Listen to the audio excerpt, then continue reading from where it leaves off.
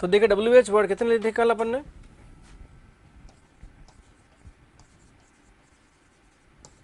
तो देखिए पहला क्या हो, होम, वॉट, फिर क्या है देखिए विच, हुज, हाउ, वेयर, व्हेन और फाइनली क्या था आपका भी वाई। ये WH वर्ड जितने भी होते हैं, क्वेश्चन भी है और क्या भी कंजंक्शन भी है। तो देखिए पहले अपन को 3 WH वर्ड को फॉलोअप करना है, कौन से वाले, और जानते हैं इनको क्यों करना है, इसकी वजह क्या है, क्योंकि हम लोग नाउन मालूम कर रहे थे कैसे कैसे WH वर्ड मेथड से, यहाँ क्या कह सकता है इसे, सिस्टमेटिक मेथड से बात कर रहे थे, ठीक है। तो हु का जवाब क्या होता है, अरे नाउन है प्रोनाउन ना, किस रूप में, कभी सब्जेक्ट कभी क्या होगा आपका सब्जेक्ट कॉम्प्लीमेंट, दो काम कर सकता है कौन, हु, ठीक है। अच्छा फिर बात करते हैं किसकी, होम की, ही हमेशा क्या होता है ऑब्जेक्ट, हमेशा का मतलब हमेशा। अच्छा व्हाट की बात करेंगे तो क्या होता है, सब्जेक्ट भी होता है, ऑब्जेक्ट भी होता है, और सब्जेक्ट कॉम्प्लीमेंट भी हो सकता है जरूरत के अनुसार, कोई इश्यू नहीं इसमें, ठीक है ना। तो देखिए क्या बात करते हैं, 3 शब्द है हमारे पास, कौन कौन से, हु, होम और क्या है देखिए व्हाट, ठीक है। इन तीनों से क्या करेंगे आप,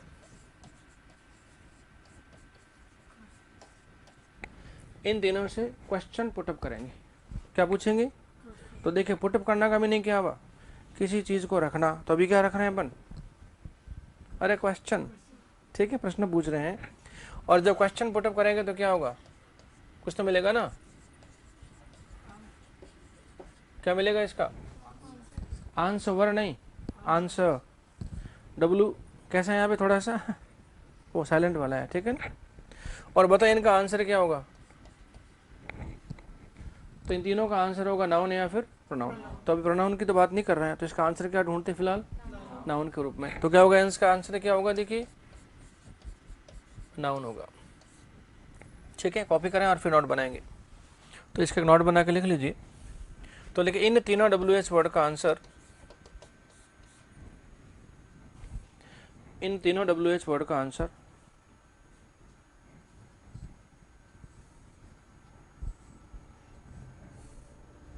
हमेशा नाउन या प्रोनाउन होता है।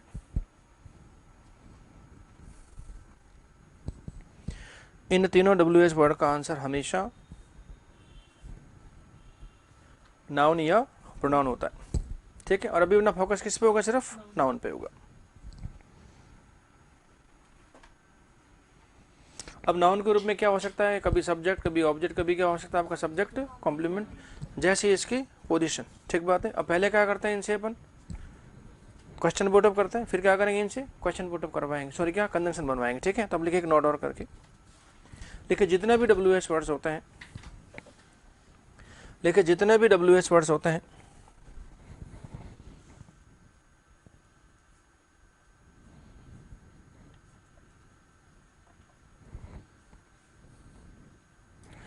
जितने भी WH वर्ड्स होते हैं उनको क्वेश्चन तथा कंजंक्शन, जितने भी WH वर्ड्स होते हैं उनको क्वेश्चन तथा कंजंक्शन दोनों तरह से यूज किया जा सकता है।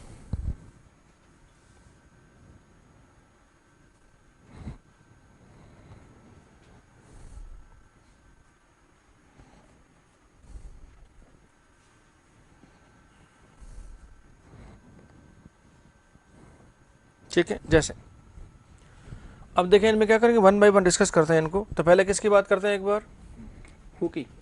अब देखिए हु से पहले क्या करेंगे, क्वेश्चन पुटअप, और फिर क्या करेंगे, उसको कंजंक्शन बनाएंगे। देखिए दोनों में क्या अंतर आता है, ध्यान से समझना, ठीक बात है। तो अंतर समझना क्या है, बहुत ज़रूरी है। और कल बताया था मैंने, क्वेश्चन बनेगा तो जवाब देना पड़ेगा, और कंजंक्शन बनेगा तो जवाब नहीं देना पड़ेगा। और क्वेश्चन होगा तो सिंगल सेंटेंस होगा, ध्यान से सुनना, ठीक है। क्वेश्चन होगा तो कैसा होगा, सिंगल सेंटेंस। और कैसे पता पड़ेगा सिंगल सेंटेंस से, तो सेंटेंस की आइडेंटिफिकेशन होती है फाइनाइट वर्ब, ठीक बात है। तो जितनी फाइनाइट वर्ब होगी उतने क्या होंगे आपके सेंटेंस हो गए। यहाँ ये भी कह सकता है, जितनी होती है आपके फाइनाइट वर्ब उतने क्या होता है आपके सब्जेक्ट होते हैं, और जितने होते हैं सब्जेक्ट उतनी क्या होगी आपकी फाइनाइट वर्ब। और इन सब में क्या होना चाहिए, आपका प्रॉपर तालमेल चाहिए। तो जितने आपको नजर आ रही फाइनाइट वर्ब किसी सेंटेंस के लेंथ में है, तो उसमें उतने कितने होंगे आपके सेंटेंसेस होंगे। इट मीन्स सेंटेंस का प्रॉपर आइडेंटिफिकेशन क्या होगा, फाइनाइट वर्ब। और मान लो कि सेंटेंस ऐसा दिख तो रहा है लेकिन फाइनाइट वर्ब उसमें नहीं है तो फिर वो सेंटेंस होगा ही नहीं, फिर वो क्या होगा आपका, वो फ्रेज बन जाएगा। क्या बनेगा, तो फ्रेजेज में कभी भी फाइनाइट वर्ब नहीं होती है लेकिन सेंटेंस में क्या होती है, हमेशा फाइनाइट वर्ब होती है। ठीक है ना। तो पहले किसको लेते हैं, हु को। क्या बनाएंगे इसे, क्वेश्चन। लेकिन इसको क्वेश्चन बनाने से पहले इसका जितना भी है ना नेचर, जितना कुछ भी है इसका पूरा का पूरा क्या बोलते हैं, कुंडली, वो पता कर लेते हैं एक बार। एक जगह सारा मिल जाएगा आपको।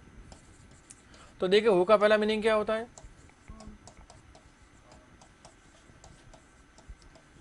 क्या होगा, देखिए कौन है या फिर किसने। दूसरा मीनिंग क्या होगा, जो या फिर क्या होगा, जिसने। भाई हाँ फिसल जाती, हाँ। अच्छा हु क्या होता है, सब्जेक्ट। अभी सब्जेक्ट कब बन के आएगा, और क्या होता है ये सब्जेक्ट, कॉम्प्लीमेंट। अब देखें हम इसे कब तो बोलेंगे सब्जेक्ट और कब बोलेंगे सब्जेक्ट कॉम्प्लीमेंट, क्योंकि दिखने में कैसा रहेगा, अरे सेम। इसका मतलब यूज होने के बाद ही पता चलेगा कि एज ए सब्जेक्ट है या फिर क्या हुआ, एज अ सब्जेक्ट कॉम्प्लीमेंट है। ठीक है। अच्छा हु आता किसके लिए भाई, तो देखिए नाउन 4 होते हैं हमारे पास, पर्सन, प्लेस, थिंग और एनिमल। उनमें से किसके लिए काम आएगा ये, ओनली फॉर पर्सन। तो किसके लिए आएगा,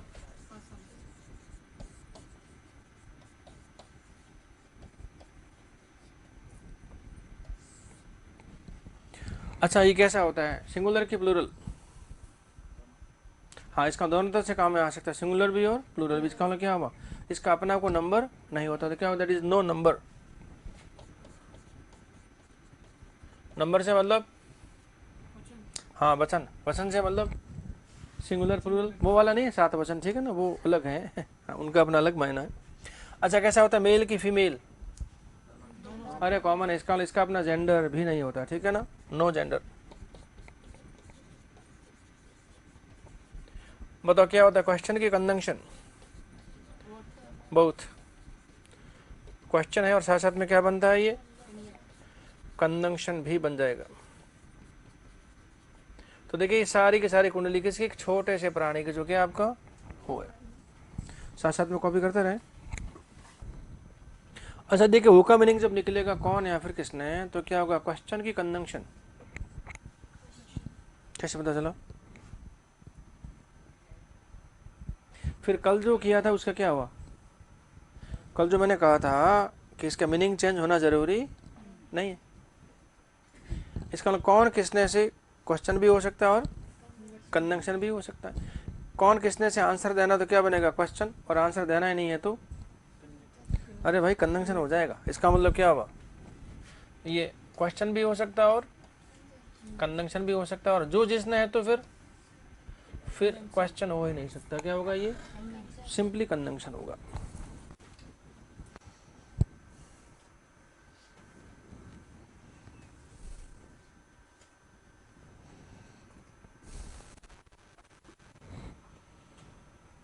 अब देखिए हु के 2 फंक्शन है, कौन कौन से, सब्जेक्ट भी और सब्जेक्ट। तो पहले क्या बात करते हैं, एज ए सब्जेक्ट, और सब्जेक्ट में क्या करेंगे, पहले कराएंगे इसको क्वेश्चन और फिर क्या करेंगे, इसको कंजंक्शन बनाएंगे। बस क्रम देखना उसका, है ना।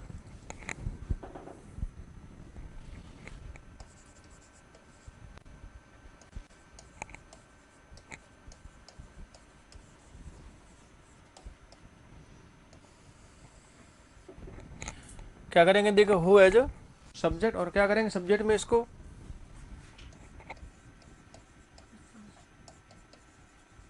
तो देखिए सब्जेक्ट में क्या करेंगे, इसे अपन क्वेश्चन बनवाएंगे। ठीक है ना। अब बताओ क्वेश्चन कितने तरीके से बनते हैं भाई,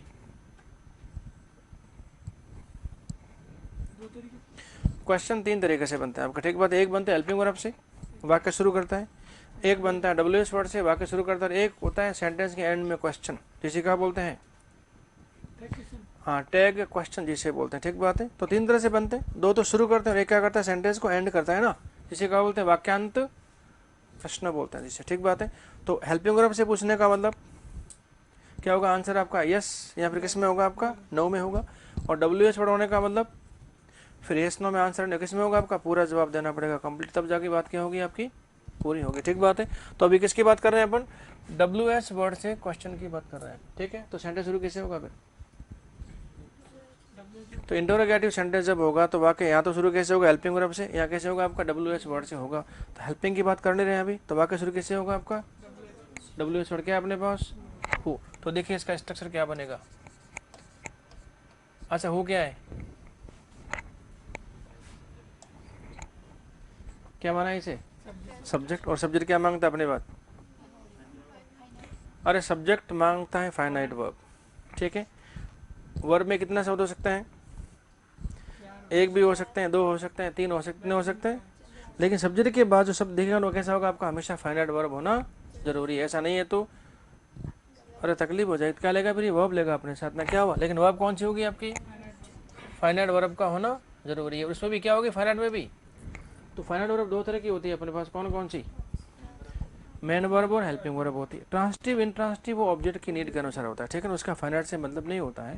ठीक है ना, तो वर्ब कैसे होगी बताइए, पहली बात तो ये फाइनाइट वर्ब होने चाहिए, और क्या होना चाहिए आपका ये अकेली हेल्पिंग वर्ब नहीं, क्या होना चाहिए मेन वर्ब। अब मेन वर्ब के पहले हेल्पिंग वर्ब हो सकती है, उसके इश्यू नहीं है। और शब्द कितना हो सकता है आपके इसमें, मैक्सिमम 4 शब्द हो सकते हैं आपका। ठीक बात है। और वर्ब के बाद फिर कुछ है तो ठीक है, नहीं है तो कोई बात नहीं। इसका मतलब हु जब प्रश्नवाचक बनेगा तो वाक्य शुरू कैसे होगा, हु से होगा, और हु के बाद क्या होगा आपकी वर्ब, और इसके बाद किसी न किसी फाइनाइट वर्ब का होना जरूरी है, लेकिन मेन वर्ब भी होना जरूरी। तो जब तक मेन वर्ब नहीं है हु के बाद तब तक ये सब्जेक्ट बनेगा ही नहीं। तो बताओ हु को सब्जेक्ट कौन बनाता है, फाइनाइट तो है, लेकिन साथ साथ मेन वर्ब का होना भी जरूरी है।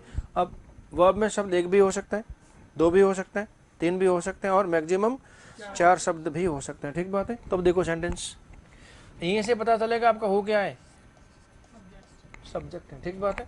तो देखिए हु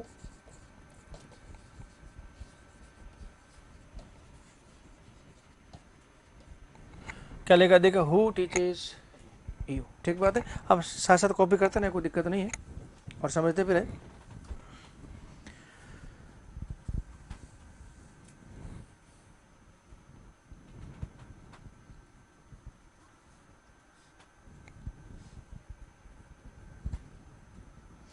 क्या लेगा, देखिए हु टीचेस यू। अब बताओ टीचर्स कौन सी वर्ब है, अरे मेन वर्ब है, और साथ साथ में क्या फाइनल वर्ब है ना, तो हु क्या हो गया, सब्जेक्ट हो गया ऑटोमेटिकली। तो हु सब्जेक्ट निकालिए अपने साथ, फाइनल और फाइनल निकालिए अपने साथ, subject made for each other. अच्छा हु सिंगुलर है कि प्लूरल है यहाँ पे, अभी सिंगुलर माना है क्योंकि आगे वर्ब क्या आ रही है, टीचर्स, और सब्जेक्ट और फाइनल वर्ब में क्या होना चाहिए आपका, प्रॉपर एग्रीमेंट होना चाहिए। तो इसका मीनिंग क्या निकालेंगे आप, हाँ इसका मतलब आपको यहाँ तुम्हें या फिर तुमको कौन पढ़ाता है, किसकी बात कर रहे हैं, किसी एक की बात कर रहे हैं। ठीक है,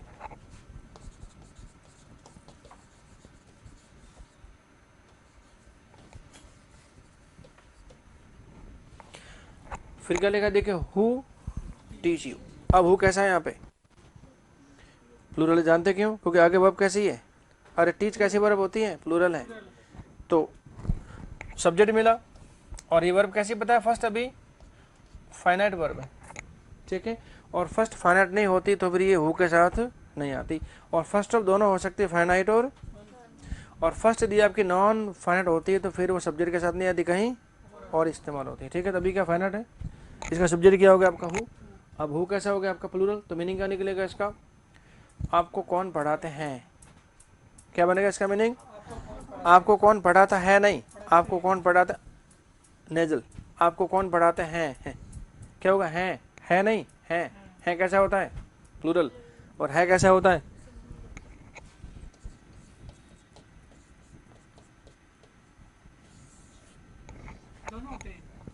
एक है वो कैसा है, और ये कैसा है, बिंदी के साथ नुक्ति के साथ क्या है, इट्स प्लूरल। तो एक सिंगुलर में से एक प्लूरल में सही है।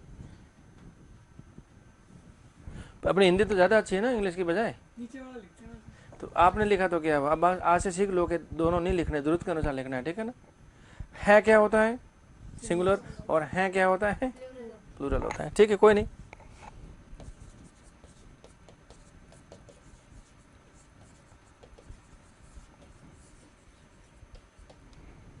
क्या लिखा देखा, हु इज टीचिंग यू का मतलब क्या हुआ, आपको कौन पढ़ा रहा है, हो गया ना भाई। अब वर्ब में कितने शब्द हैं, अरे दो है ना, ठीक है। इस क्या है, अरे फाइनाइट वर्ब है पहली बात, तो फाइनाइट का क्या हो गया, अरे सब्जेक्ट हो गया ना।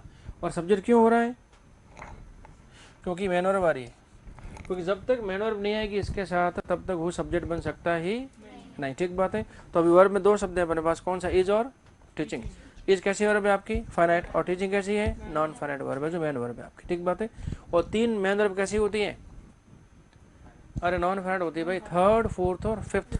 और तीन ही कैसी होती है आपकी, फाइनाइट होती है। फर्स्ट वर्ब का singular form, first verb itself, और कौन सी होती है, सेकंड वर्ब, ठीक है ना।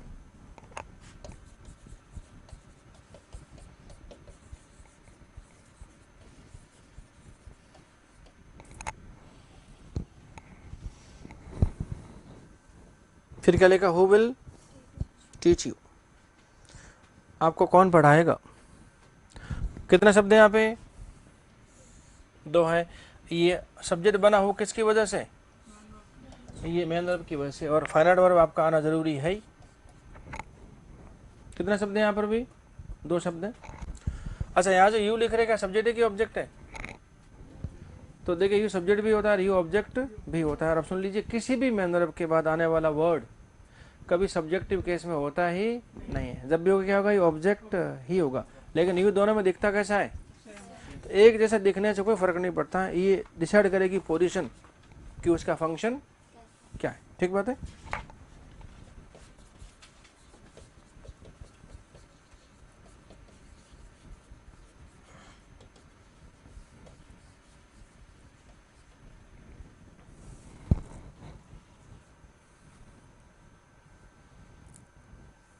क्या लिखा देखिए, who will be teaching you. और पता है क्रियाओं के सारे कॉम्बिनेशन पहले से क्या है, फिक्स है, सिर्फ उनको सीखना है और अप्लाई करना है। अब इसका मीनिंग क्या निकालेंगे आप, तुम्हें या फिर आपको कौन पढ़ा रहा होगा, इसका मतलब अंदाजे में कंटिन्यूटी, इसको बोलते हैं फ्यूचर कंटिन्यूअस, ठीक बात है। अब देखिए विल फाइनाइट वर्ब है जो लेते लेते, और ये हु सब्जेक्ट किसकी वजह से है, मेन वर्ब की वजह से। इसका हु के बाद यदि कोई मेन वर्ब नहीं आती है कोई सी भी, तो फिर ये सब्जेक्ट बन सकता ही नहीं। क्या बनेगा, अगला स्टेप, ठीक है।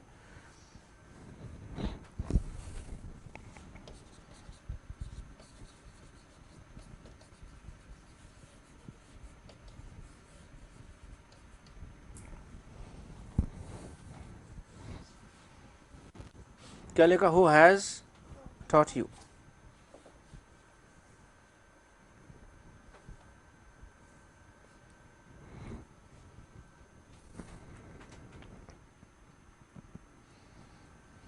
हाँ क्या मतलब है इसका, अब यहाँ तो चुका चुकी ले लो, लेकिन भाई इसका मतलब आपको किसने पढ़ाया है या फिर आपको कौन पढ़ा चुका है, जैसे आपको ठीक लगे। और चुका चुकी व्यवहारिक रूप में काम में कम आता है थोड़ा सा, ठीक है, लेकिन कर लो। क्या निकलेगा वैसे इसका मीनिंग, आपको किसने पढ़ाया है, ये इसका निकलेगा मीनिंग, ठीक बात है। तो देखिए हैज फाइनाइट वर्ब है और ये सब्जेक्ट है किसकी वजह से, इसका हु के बाद जब मेन वर्ब आती है तो हु क्या बन जाएगा आपका, सब्जेक्ट। और वर्ब में शब्द एक भी हो सकता है और शब्द मैक्सिमम चार भी हो सकते हैं, कोई रोक टोक ही नहीं है।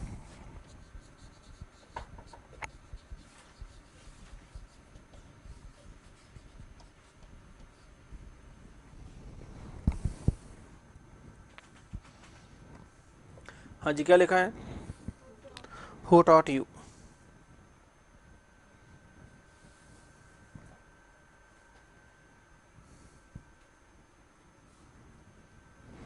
हाँ भाई हु टॉट यू कौन सी वर्ब है ये, सेकंड वर्ब में, कैसे पता चला।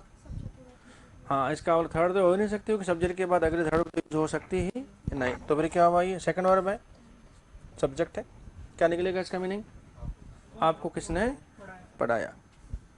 तो हु का मीनिंग कभी कौन कभी किसने, ऐसे हो सकता है आपको कौन पढ़ाया, ये थोड़ा अजीब सा लग रहा है ना, ऐसा लग रहा है जैसे बंगाली बिहारी हिंदी बोल रहे हैं ना, हाँ ऐसा होता है।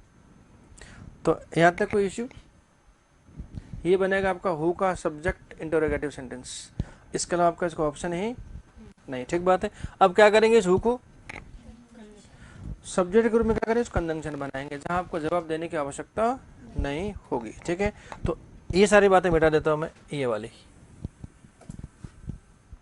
देखो जरा डिफरेंस क्या आता है उसमें, है ना। अब यहाँ आंखों की रोशनी की जरूरत पड़ेगी आपको, है ना।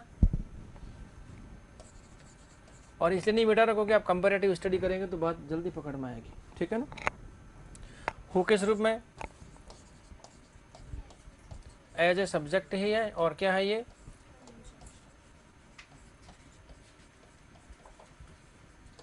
कंजंक्शन। इसे मिटा देते हैं, इसकी जरूरत नहीं है अभी।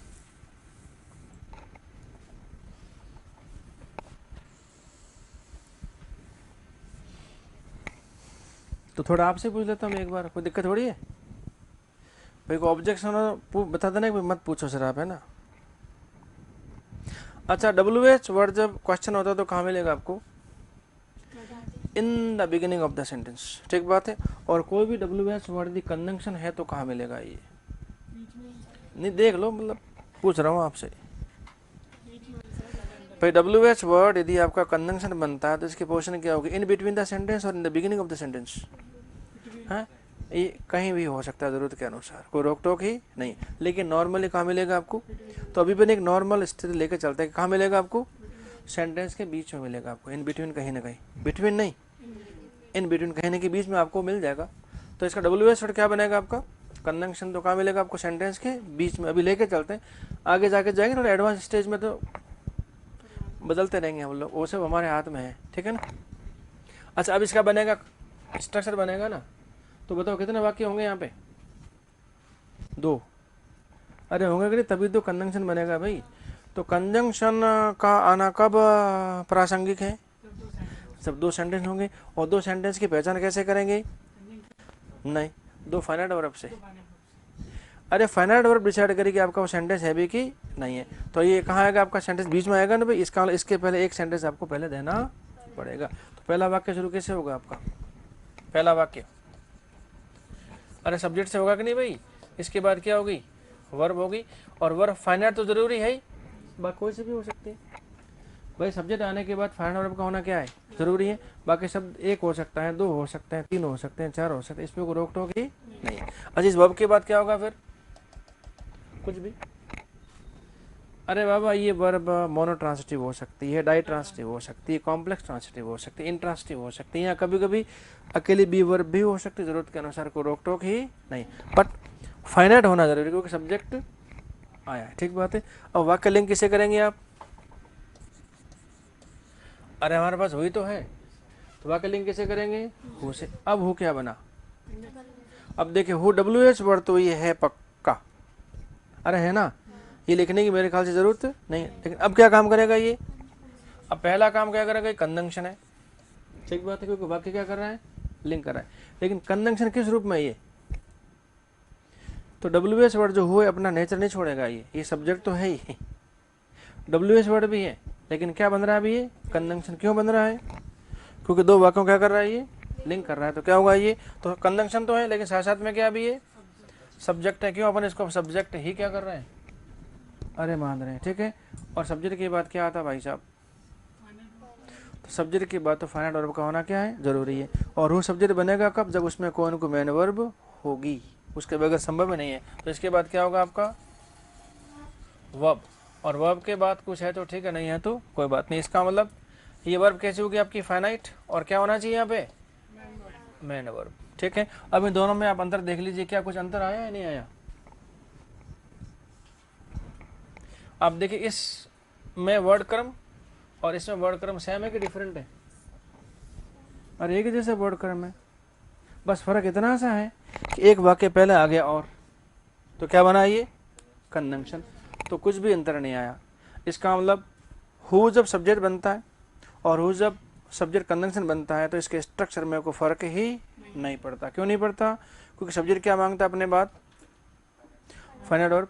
क्वेश्चन होगा तब भी मांगेगा, और कंजंक्शन होगा तब भी वो फाइनाइट वर्ब मांगेगा ही मांगेगा। तो इसके स्ट्रक्चर में कोई फर्क ही नहीं पड़ा, सेम टू सेम। बट यहाँ पे क्या होगा, जवाब देने की आवश्यकता नहीं होगी, नो आंसर नीडेड।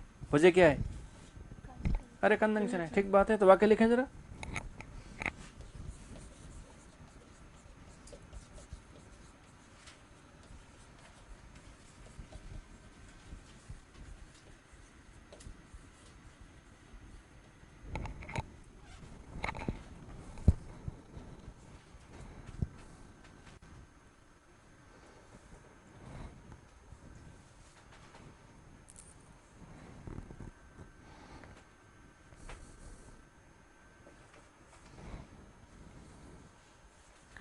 अभी क्या लिखा है देखिए, आई डो नॉट नो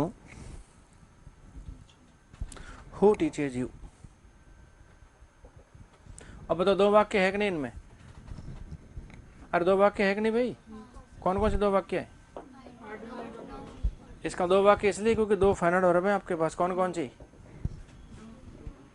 एक तो डू फाइनाइट है, इसका मतलब पक्का एक सेंटेंस आपका है। और आगे क्या लिखा है देखिए, टीचेस कैसी वर्ब है, फाइनाइट है, और दो फाइनाइट होने का मतलब दो वाक्य है, और दो वाक्य होने का मतलब बीच में कनेक्टिविटी चाहिए ही चाहिए। और कनेक्टिविटी किससे हो रही है, कंजंक्शन क्या बना है, हु, और वो साथ साथ में क्या है, तो कंजंक्शन भी है, साथ साथ में ये सब्जेक्ट भी है, ठीक बात है। तो इस हु में तीन चीजें हैं, कौन कौन सी, WH वर्ड तो ही है ही, अरे है ना भाई, अभी क्या है ये कंजंक्शन है, और साथ साथ में क्या है ये सब्जेक्ट भी है। इसका मतलब तीनों काम एक ही शब्द कर रहा है, हमारा तो कहाँ दिक्कत है, हम क्यों अलग अलग तीन शब्दों को ढूंढेंगे जब एक ही शब्द आपका काम कर सकता है। तो वेयर इज द प्रॉब्लम, कोई प्रॉब्लम नहीं मेरे ख्याल से।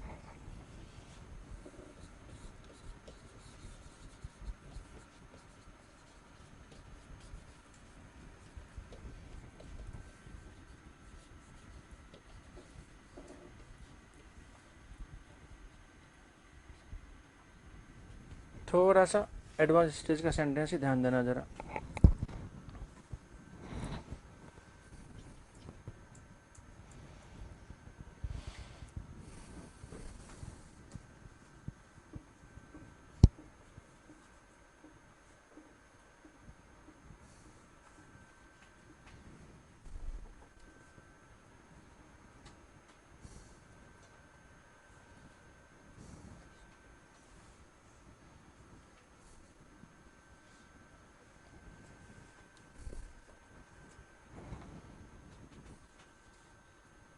अच्छा पहले बताओ ये हु क्या है, क्वेश्चन है कि कंजंक्शन है,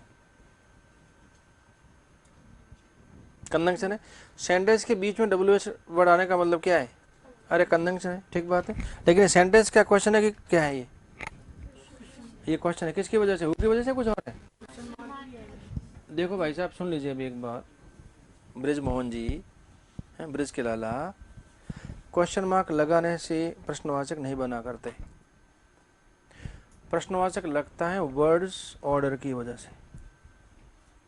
आप समझ रहे नहीं, एग्जाम्पल मैं अंग्रेजी पढ़ाता हूँ, क्या क्वेश्चन मार्क है, अरे भाई आई टीच इंग्लिश क्या लगा दिया, तो क्या क्वेश्चन मार्क हो गया ये, अरे नहीं हुआ ना, ये तो स्टेटमेंट है।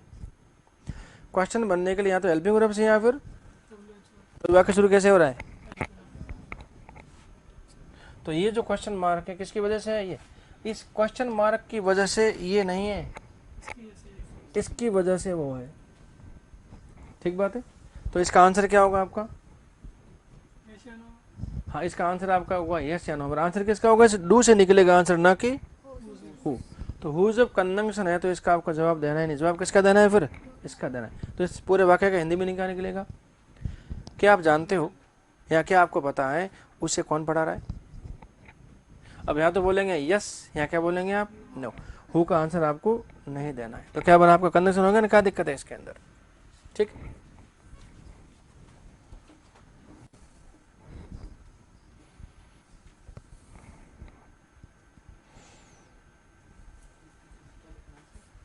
है भाई,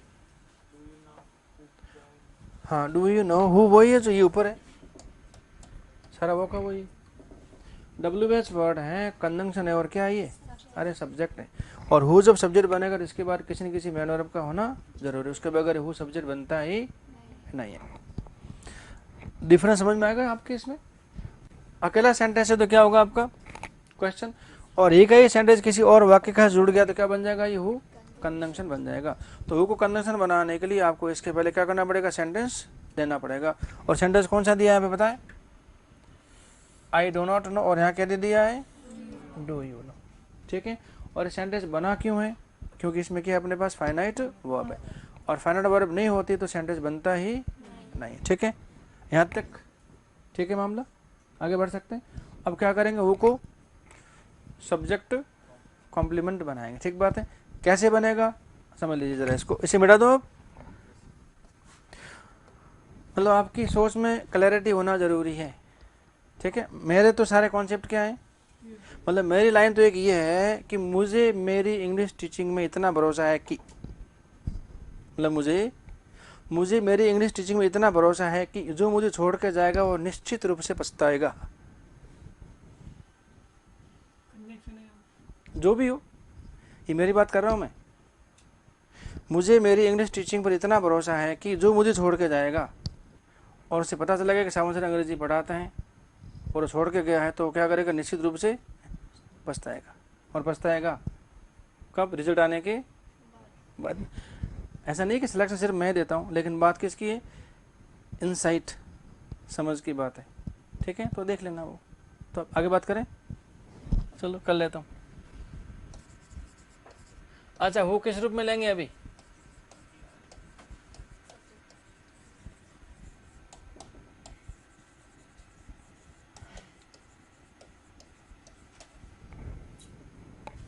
क्या कर देखिए, हु किस रूप में, एज अ सब्जेक्ट कॉम्प्लीमेंट के रूप में।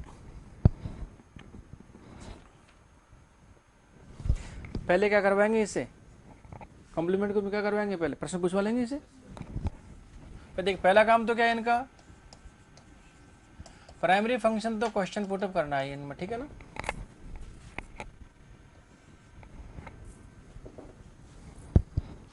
और जब क्वेश्चन बनेगा तो वाक्य शुरू कैसे होगा आपका, या तो हेल्पिंग से या फिर WH वर्ड से। हेल्पिंग की बात अभी करने रहे तो वाक्य बिगिन कैसे होगा आपका, ये WH वर्ड कौन सा हमारे पास, हु। तो सेंटेंस बिगिंस विद हु, और हु का आप क्या कह रहे हैं अभी, हाँ इसे बोल रहे हैं आप सब्जेक्ट कॉम्प्लीमेंट। और हु जब सब्जेक्ट कॉम्प्लीमेंट बनेगा तो इसके बाद किसी भी सूरत में मेन वर्ब नहीं आ सकती। क्या आएगी भाई, हाँ मेन वर्ब कभी नहीं आ सकती। फिर क्या आएगा इसके साथ, अकेली बी वर्ब आएगी। और बी वर्ब में क्या होता है, इज आर एम और वॉज वर्ब। तो इशू कहाँ है इसमें, अरे वो सब्जेक्ट कब बनेगा, जब अपने बाद क्या लेगा, ये कहीं ना कहीं मेन वर्ब लेगा। और कॉम्प्लीमेंट कब बनेगा, जब अपने बाद क्या लेगा, इकलौती बी वर्ब लेगा विदाउट मेन वर्ब। ठीक,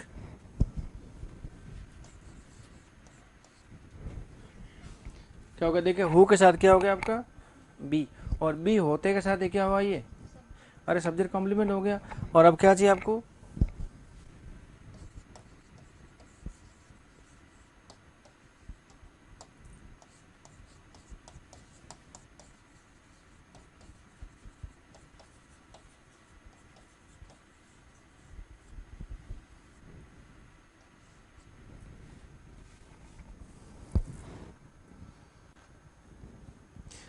ये सारी चीज़ें आगे जाके आपके बेसिक सेंटेंस जो पैटर्न है वो आएंगी, इसलिए अभी से ध्यान रखना, तो आगे आपको रटना नहीं पड़ेगा। ठीक है ना,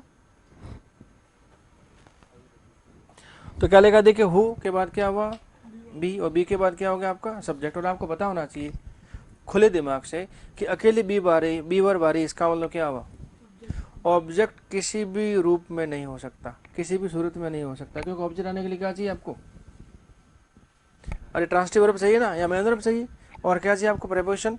ठीक है, तो यहाँ पे ना तो अपने पास मेन वर्ब है और नहीं अपने पास प्रेपोजिशन है, इसका ऑब्जेक्ट आने का केस है नहीं। और बी वर्ब अकेले का आने का मतलब एक तो क्या होगा आपका सब्जेक्ट, और एक क्या होगा आपका सब्जेक्ट कॉम्प्लीमेंट, कुछ और आने का सिस्टम ही नहीं है। ठीक बात है, तो वाक्य लिखो, और इस वाक्य को पढ़ा दिया मैंने आपको पहले, दोबारा ले रहा हूँ। ठीक है ना,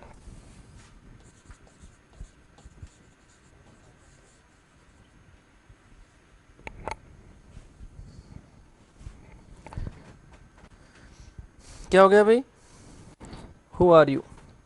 ठीक है, अब जब कभी पूछेंगे ना कि हु क्या है इसमें, तो आप तो सही जवाब देंगे, लेकिन किसी और से पूछना क्या करेगा वो इसे सब्जेक्ट कॉम्प्लीमेंट नहीं करेगा, क्या बोलेगा, इसको सब्जेक्ट ही कहेगा। और जिसने बोल दिया ना सब्जेक्ट, उसकी नैया क्या डूब गई पक्का, यदि आ गया एग्जाम में तो, नहीं तो चल ही रहा है। और सारी बातें एग्जाम में आना कोई ज़रूरी नहीं, लेकिन कॉन्सेप्चुअल यदि आपकी पढ़ाई है तो फिर कोई दिक्कत ही नहीं आएगी। तो यू क्या हो गया आपका, सब्जेक्ट है, बी वर्ब है आपकी, और क्या होगा ये सब्जेक्ट कॉम्प्लीमेंट।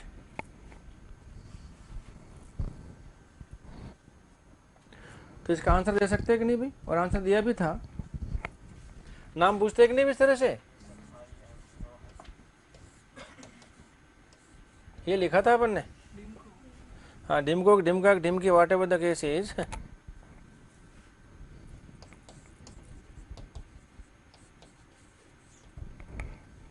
इसका मतलब जो एलिमेंट्स इसमें है वही क्या है इसमें।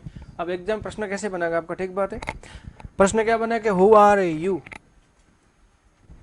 के एलिमेंट्स नीचे सेंटेंस में किन से में सेम सेम आ रहा है आपका, और नीचे क्या देंगे आपको 4 वाक्य, जिस वाक्य में ये के मिलेंगे सब्जेक्ट बी वर्ब और क्या मिलेगा आपको, ये सब्जेक्ट कॉम्प्लीमेंट, वही वाक्य क्या होगा सेम पैटर्न में आपका चलेगा। तो सब्जेक्ट क्या हो गया, ये क्या हो गया आपकी बी वर्ब, और ये क्या हो गया आपका, इसका इन दोनों का पैटर्न क्या है सेम।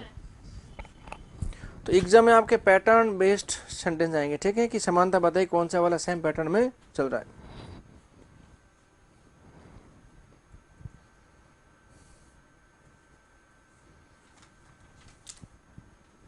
तो क्या कॉन्सेप्ट पकड़ में आया आपने यहाँ पे, जब भी हु के बाद क्या होता है आपका कोई को मैन वर्ब में, तो क्या बन के आता है ये सब्जेक्ट, और अकेले बी वर्ब क्या बन के आएगा सब्जेक्ट कॉम्प्लीमेंट बन के आएगा, बस इतनी सी बात है, ठीक है, कोई दिक्कत नहीं यहाँ तक। अब ये सेंटेंस और भी हो सकता है कि नहीं,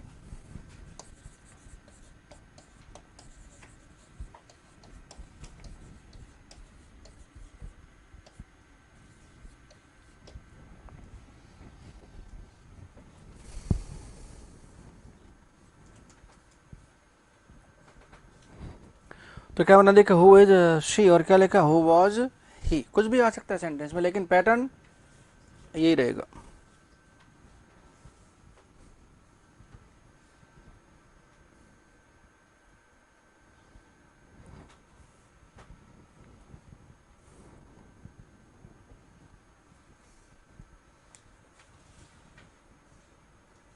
तो देखिए हु जब क्या बनेगा आपका सब्जेक्ट बनेगा ना, तो क्वेश्चन हो चाहे कंजंक्शन हो, उसके स्ट्रक्चर में कोई फर्क नहीं पड़ता। क्वेश्चन में सिंगल सेंटेंस होता है, और कंजंक्शन में क्या होता है 2 वाक्य बन के आते हैं, एक इस पे लेके चाहिए आपको वाक्य चाहिए था, ठीक है। अब क्या करेंगे आप इसको एज ए सब्जेक्ट कॉम्प्लीमेंट क्या करेंगे, इसको कंजंक्शन बनाते, ठीक बात है। तो इसे तो मैं हटा देता हूँ एक बार, उसको रख लेता हूँ मैं एक बार, है ना।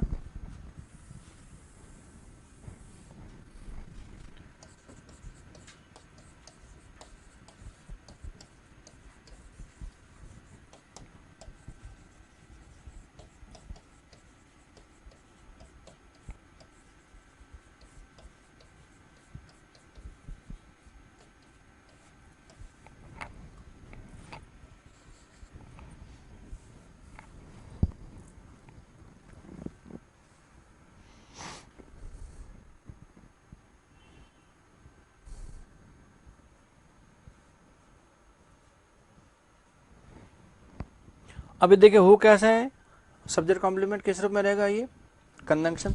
तो पहले क्या करना पड़ेगा आपको, एक सेंटेंस देना पड़ेगा ना भाई।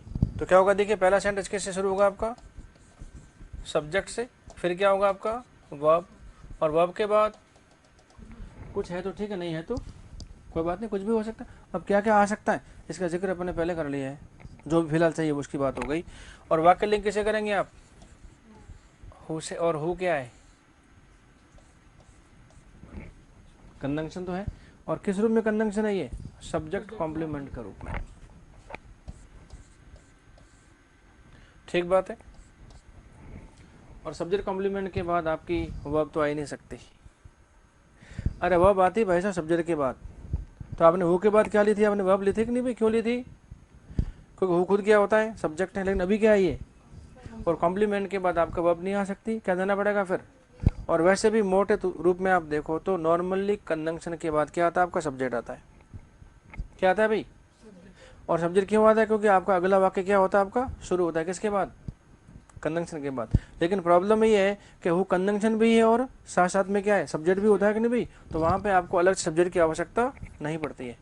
तो इसके बाद क्या होगा फिर, तो इसके बाद होगा आपका सब्जेक्ट और फिर क्या होगा, बी वर्ब होगी, ये रहेगा आपका क्रम। तो आप देख रहे क्रम में बदलाव हुआ कि नहीं भाई, हु बी और क्या हो गया आपका सब्जेक्ट, तब तो क्या है ये क्वेश्चन है, और हु सब्जेक्ट और बी हो गया तो इसका मतलब सब्जेक्ट और बी वर्ब की पोजीशन क्या हो गई आपकी, चेंज हो गई, क्या होते के साथ ही, कंजंक्शन बनते के साथ ही। अच्छा हु क्या है, कंजंक्शन है, साथ साथ में क्या सब्जेक्ट कॉम्प्लीमेंट है, और सब्जेक्ट कॉम्प्लीमेंट के बाद वर्ब तो आती नहीं है। अरे वर्ब किसके बाद आती है, अरे सब्जेक्ट के बाद आती है, इसका मतलब पहले क्या करना पड़ेगा आपको, सब्जेक्ट, फिर कह देंगे आप वर्ब कौन सी है अपने पास, वो तो क्वेश्चन है भाई साहब। अभी क्या है ये, अभी ये क्वेश्चन है और यहाँ क्या कर रहे हैं, अब इसको भी कंजंक्शन बना रहे हैं, और हु सब्जेक्ट कॉम्प्लीमेंट में कंजंक्शन बनेगा तो बी वर्ब और सब्जेक्ट आपस में क्या होंगे आपके, बदल जाएंगे, बस ये फर्क है इसमें, और कुछ भी नहीं है। ये एज ए क्वेश्चन है और ये क्या एज ए कंजंक्शन है। यहाँ पे आपको आंसर देना पड़ेगा, यहाँ पे आपको आंसर देने की आवश्यकता नहीं है। अच्छा देखिए सेंटेंस,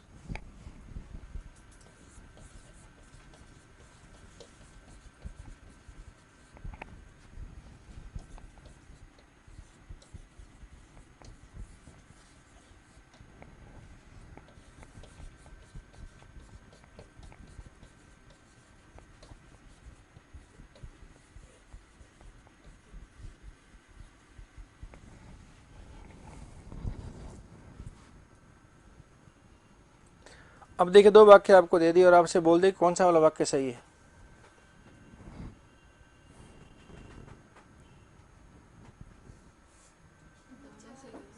है भाई, अब नीचे वाला सही है और इसके पहले, अच्छा वाक्य बोलने में कौन सा अच्छा लग रहा है, कौन प्रिय, सही से बताना ईमानदारी से, कौन प्रिय वाक्य कौन सा लग रहा है आपको, ऊपर वाला, लेकिन ग्रामेटिकल सही कौन सा है, नीचे वाला है। अच्छा ये किस रूप में अभी,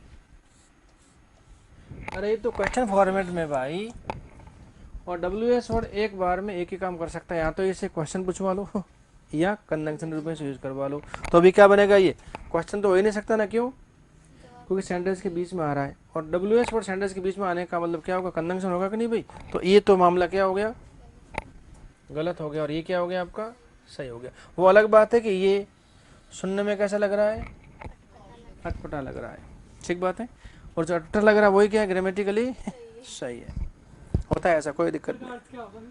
किसका, अच्छा मुझे नहीं पता आप कौन हो, आपका नाम क्या, मुझे क्या पता होगा, अरे मुझे नहीं पता आप कौन हो, मीनिंग तो वही निकालेंगे ना आप, लेकिन सेंटेंस तो गलत है ना, मीनिंग हिंदी तो वही निकालेंगे आप जो निकालना चाह रहे हैं, ठीक है ना, बट स्ट्रक्चर क्या है इसका, ये किस स्ट्रक्चर में आपका क्वेश्चन के रूप में, लेकिन ये क्वेश्चन है ही नहीं, क्या चाहिए आपको, और जब हु बनेगा कंजंक्शन सब्जेक्ट कॉम्प्लीमेंट, तो स्ट्रक्चर क्या बनेगा, दिस वन बनेगा, ये याद रखना पड़ेगा। अरे याद नहीं रखना है बाबा, हु के बाद बी और सब्जेक्ट क्वेश्चन, और हु के बाद सब्जेक्ट और बी कंजंक्शन, क्या याद रखना है इसमें, ये रटना नहीं है, हाँ इतना सा याद रखना पड़ेगा। और वैसे भी बी वर्ब जब आते हैं भाई, दो आइटम मिलते हैं, सब्जेक्ट और सब्जेक्ट कॉम्प्लीमेंट, तीसरा आइटम होता है नहीं इसमें, हाँ मेन वर्ब है तो फिर वहाँ बहुत सारी बातें हो सकती हैं अलग अलग, ठीक है, लेकिन जब बी वर्ब अकेले है तो क्या होगा, वहाँ दो ही चीज़ें होती, सब्जेक्ट और क्या होगा आपका सब्जेक्ट कॉम्प्लीमेंट होगा, तीसरा आइटम ऐड होता ही नहीं है उसमें, तो कहाँ प्रॉब्लम आई। अब क्या करेंगे आपसे, ये खाली छुड़वा दिया क्या, ये वाला पार्ट एग्जाम में, ठीक है ना, और आपसे क्या बोल दिया, इसे फिलअप करो, ठीक बात है, और नीचे देंगे आपके दो ऑप्शन, क्या देगा पहले ए हु आर यू, दूसरा क्या देगा हु यू आर, ठीक बात है, और नीचे बनाएंगे पेयर में आंसर, केवल पहला सही कि केवल दूसरा सही, या दोनों ही सही है, या फिर दोनों गलत, तो आपका आंसर क्या होना चाहिए, सिर्फ एक सही, कौन सा वाला, हु यू आर, जानते क्यों, अरे बाबा कंजंक्शन बन रहा है, एक वाक्य दे दिया आपको पहले, एक वाक्य होने का क्या कंजंक्शन बनेगा ना, और कंजंक्शन बनेगा तो क्या चाहिए आपको, कंजंक्शन के स्ट्रक्चर में चाहिए। ठीक बात है। तो हु सब्जेक्ट है तो वहाँ दिक्कत नहीं है, स्ट्रक्चर दोनों कैसे रहते हैं आपके सेम, लेकिन हु जब बनेगा सब्जेक्ट कॉम्प्लीमेंट तो वहाँ स्ट्रक्चर बदलता है। क्वेश्चन में क्या होगा, हु के बाद बी वर्ब, फिर क्या होगा आपका सब्जेक्ट, और कंजंक्शन बनेगा तो क्या बन जाएगा, हु के बाद सब्जेक्ट, फिर क्या होगी आपकी बी वर्ब हो जाएगी। बस इतना सा पॉइंट है। तो ये थे हु के 4 फंक्शंस, 2 तो क्वेश्चन के रूप में और 2 कंजंक्शन के रूप में। ठीक है, और चारों के चारों बातें आपको ठीक से याद रखनी पड़ेगी, क्योंकि अपना मामला कौन सा है, ग्रेड सेकंड ग्रेड का नहीं है, हाँ ग्रेड सेकंड का है। और सेकंड ग्रेड बोल दिया तो फिर तो दोयम दर्जे का हो जाएगा, उच्च दर्जे का नहीं, दूसरे दर्जे का। अपना तो कौन सा है फिर, ये पहले दर्जे का हिसाब किताब है, ग्रेड सेकंड, ग्रेड थर्ड। कहता थर्ड ग्रेड आदमी है ये, तो कैसा लगता है, गया बीता। और ग्रेड थर्ड का है तो एक मास्टर जी बन गए भाई आपके। तो शब्दों का क्रम भी तो कुछ डिसाइड करता है कि नहीं। तो बात समझ में आ गई, कोई दिक्कत नहीं। अगला वर्ड कौन सा है, होम, कैसे काम करेगा। हाँ जी, किसका, दोयम दर्जे का नहीं, ग्रेड सेकंड का मतलब हिंदी में नहीं तो अपना वही निकलेगा, लेकिन अर्थ अलग अलग आ रहा है भाई। द्वितीय दर्जे का टीचर का मतलब क्या हुआ, ये ग्रेड सेकंड क्या बता रहा है, एक पोजीशन बता रहा है, पद नाम है ये। लेकिन जब बोलते हैं कि सेकंड ग्रेड तो ये क्वालिटी को दर्शाता है। थर्ड ग्रेड का मीनिंग क्या हुआ, ये गुणवत्ता की तरफ रेफर कर रहा है, और ग्रेड थर्ड है तो पोजीशन को, पद को दर्शा रहा है। तो एक पद और एक क्वालिटी। लेकिन अपना मामला कौन सा है, अब नहीं पद का है भाई साहब, आप पद के लिए तैयारी कर रहे हैं अभी, क्वालिटी तो मैं मेंटेन करता हूँ। आप किसकी तैयारी कर रहे हैं, पद की, कौन सा पद है, हाँ ग्रेड सेकंड। अब ठीक है, यहाँ फिर ग्रेड फर्स्ट, यहाँ फिर क्या करें, ग्रेड थर्ड की बात करेंगे। ठीक, कोई नहीं। अच्छा, अब किसकी बात करेंगे भाई, होम की बात करेंगे। तो पहले होम का पूरा क्या करते हैं, अरे पूरा कुंडली पता करते हैं इसके, ठीक है ना, कि इसमें क्या क्या आइटम किस किस तरह से है।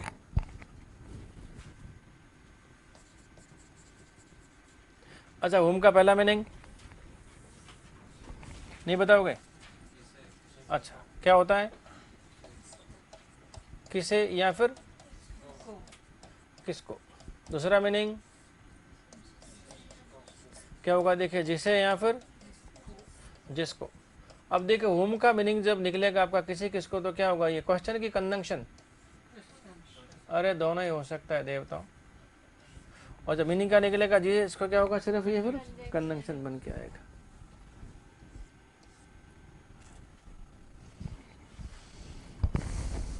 वैसे ही सारी चीजें आपको बहुत पहले पता होनी चाहिए थी, लेकिन अनफॉर्चुनेटली पता नहीं चली, तो अब तो पता करना पड़ेगा, कर लेंगे साथ साथ है अपन लोग। अच्छा, होम क्या होता है भाई, अरे होम क्या होता है भाई, हु तो सब्जेक्ट भी होता है, सब्जेक्ट कॉम्प्लीमेंट भी होता है ना, लेकिन होम सिर्फ ऑब्जेक्ट होता है, बाकी कुछ बन सकता ही नहीं। अच्छा है ना। अच्छा, एक ही काम कर रहा है, वो थोड़ा खराब था, 2 काम कर रहा था।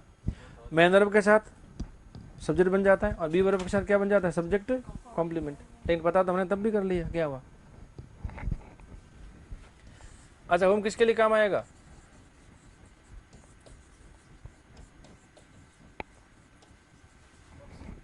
केवल व्यक्ति के लिए काम आएगा ना।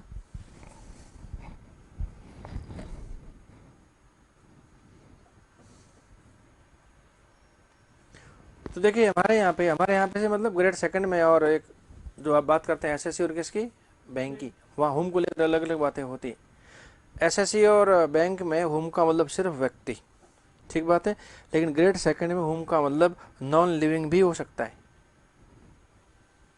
ग्रेड सेकंड में नॉन लिविंग भी क्या हो सकता है आपका, होम हो सकता है। पता है कब, क्यों बताओ, अरे देवताओं, एक होता है पर्सोनिफिकेशन, किसका करते हैं, मानवीकरण। तो मानवीकरण भाई साहब मानव का नहीं होता है, किसका होता है, नॉन लिविंग का होता है ना। और नॉन लिविंग जब मानवीकरण में आ गया तो उसका फिर क्या होगा, ऑब्जेक्ट के रूप में अरे हुम होगा भाई, ठीक बात है।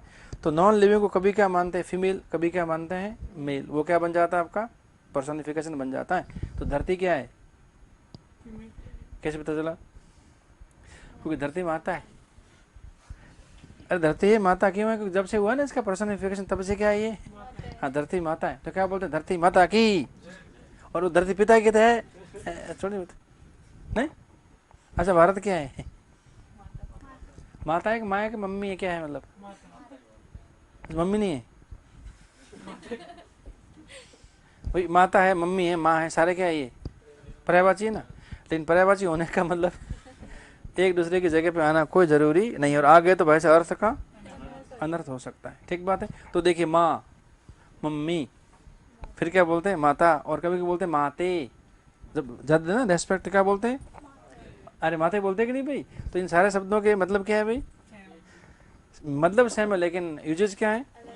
अच्छा यूजेज कैसे अलग अलग है जरा देखिए, हैं जैसे वो होता है ना प्रतिज्ञा करते हैं अपन स्कूल में, हैं क्या बोलते हैं, भारत मेरा देश है, समस्त भारतीय ना नहीं, एक को छोड़कर सभी मेरे भाई बहन हैं। मतलब प्रतिज्ञा करने में इतने ईमानदार होते हैं, हाथ नीचे करते थे, यूं रखते थे, यूं बनने का तो फिर प्रतिज्ञा हो गई। कहते नहीं एक को छोड़कर सारे क्या है भाई बहन। और एंड में क्या होता है कि भारत पिता की, कहते और बोलते भारत माता की, तो फिर जोश आता है, कहते हैं क्या, अरे आता था कि नहीं। तो भारत माता कब से है, अरे बाबा जब से पर्सोनिफिकेशन हुआ है तब से, जब से क्या हुआ है, मानवीकरण हुआ है तब से, कहाँ दिक्कत है इसमें, ठीक है। अच्छा वही माँ मम्मी माते में क्या फ़र्क है। अच्छा आप कहीं जा रहे हैं, प्यास लगी हुई है आपको, ठीक है, रास्ते में एक कुआं दिखता है, कुएं पर कुछ महिलाएं पानी भर रही होती हैं, ठीक बात है, ठीक है। और वहाँ गए और आपने एक महिला को इशारा किया, कहते मम्मी पानी पिला दे, क्या कहा उसको, मम्मी पानी पिला दे। तो वह जानते पता क्या, जो बाल्टी में पानी था ना वो तो वापस कहाँ डाल दिया, कुएं में, और उसी खाली बाल्टी से कहते मैं तेरी मम्मी हुई कैसे, कहते हैं मैं तो पर्यायवाची यूज कर रहा था कहते हैं पर्यायवाची यूज करते समय थोड़ा सा कॉमन सेंस यूज करना भी क्या है तो वहाँ क्या बोलना चाहिए था, हाँ क्या माँ बोल सकते थे, कोई दिक्कत नहीं है। अब माते बोल सकते, दिक्कत नहीं है, ठीक बात है। माता भी बोल सकते हैं, माता पानी पिला दे, वहाँ भी कोई दिक्कत नहीं है। लेकिन मम्मी बोला ना तो दिक्कत होगी, क्यों हुई, क्योंकि मम्मी बनने के लिए कोख से जन्म देना क्या होता है, जरूरी होता है। ये है शब्दों के फेर। तो देख लेना, खाली बाल्टी से पानी मार खाने की, भरी बाल्टी से पानी पीना है। हाँ तो ये है हिसाब किताब किसका, शब्दों के यूजेस का, देख लेना कोई नहीं। तो होम क्या होगा आपका, केवल व्यक्ति के लिए काम में आता है ना, कोई दिक्कत नहीं। अब बताओ कैसा होता है, सिंगुलर की प्लूरल। और देखिए वैसे तो ऑब्जेक्ट है, इससे वर्ब डिस्टर्ब नहीं होगी, लेकिन फिर भी पता होना चाहिए कि सिंगुलर भी हो सकता है और प्लूरल भी हो सकता है, ठीक बात है। अच्छा आप किसको पढ़ाते हो, एक को पढ़ाएंगे तो सिंगुलर, और ज्यादा को पढ़ाते तो क्या हो जाएगा ना। तो क्या होगा इसका, नो नंबर। जेंडर क्या होगा इसका, तो इसका अपना कोई जेंडर भी नहीं होगा।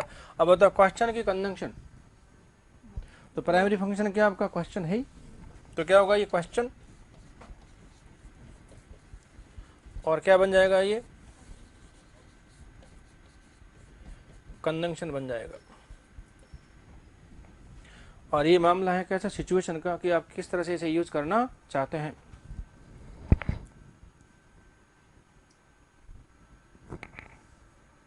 तो देखिए हु में दो कैटेगरी थी, सब्जेक्ट की और सब्जेक्ट कॉम्प्लीमेंट की, लेकिन यहाँ पे दो नहीं है, अपने पास क्या है, सिर्फ ऑब्जेक्ट ही होता है। और ऑब्जेक्ट के रूप में या तो ये पूछेगा क्वेश्चन, या ये बन जाएगा कंजंक्शन, दो स्ट्रक्चर बनेंगे। तो हु में कितने बने स्ट्रक्चर, 4 बने, 2 तो बने सब्जेक्ट के, और 2 बने आपके सब्जेक्ट कॉम्प्लीमेंट। सब्जेक्ट में कैसे, एक बार क्वेश्चन एक बार कंजंक्शन, और कॉम्प्लीमेंट में एक बार क्वेश्चन एक बार क्या होगा आपका कंजंक्शन होगा, ठीक बात है। अब होम की बात करेंगे तो 2 स्ट्रक्चर बनेंगे, एक क्वेश्चन का और एक, क्वेश्चन बनेगा तो सिंगल सेंटेंस होगा, और कंजंक्शन बनेगा तो 2 वाक्य होंगे ही होंगे, उसके बगैर कंजंक्शन काम कर सकता ही नहीं, ठीक है। तो होम क्या आपका ऑब्जेक्ट तो हमेशा है कि नहीं भाई, तो क्या करेंगे इसको,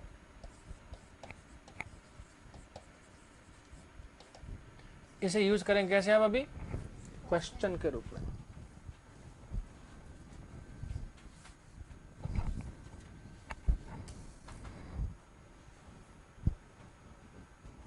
तो इंटरोगेटिव सेंटेंस कैसे बनते हैं? दो तरह से बनते हैं कि नहीं? हेल्पिंग वर्ब से या फिर अभी किसकी बात कर रहे हैं आप?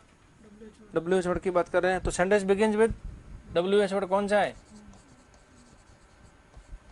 होम। ठीक बात है। और अभी तक जो आपने पढ़ा क्या था? देखिए सेंटेंस शुरू कैसे होता है?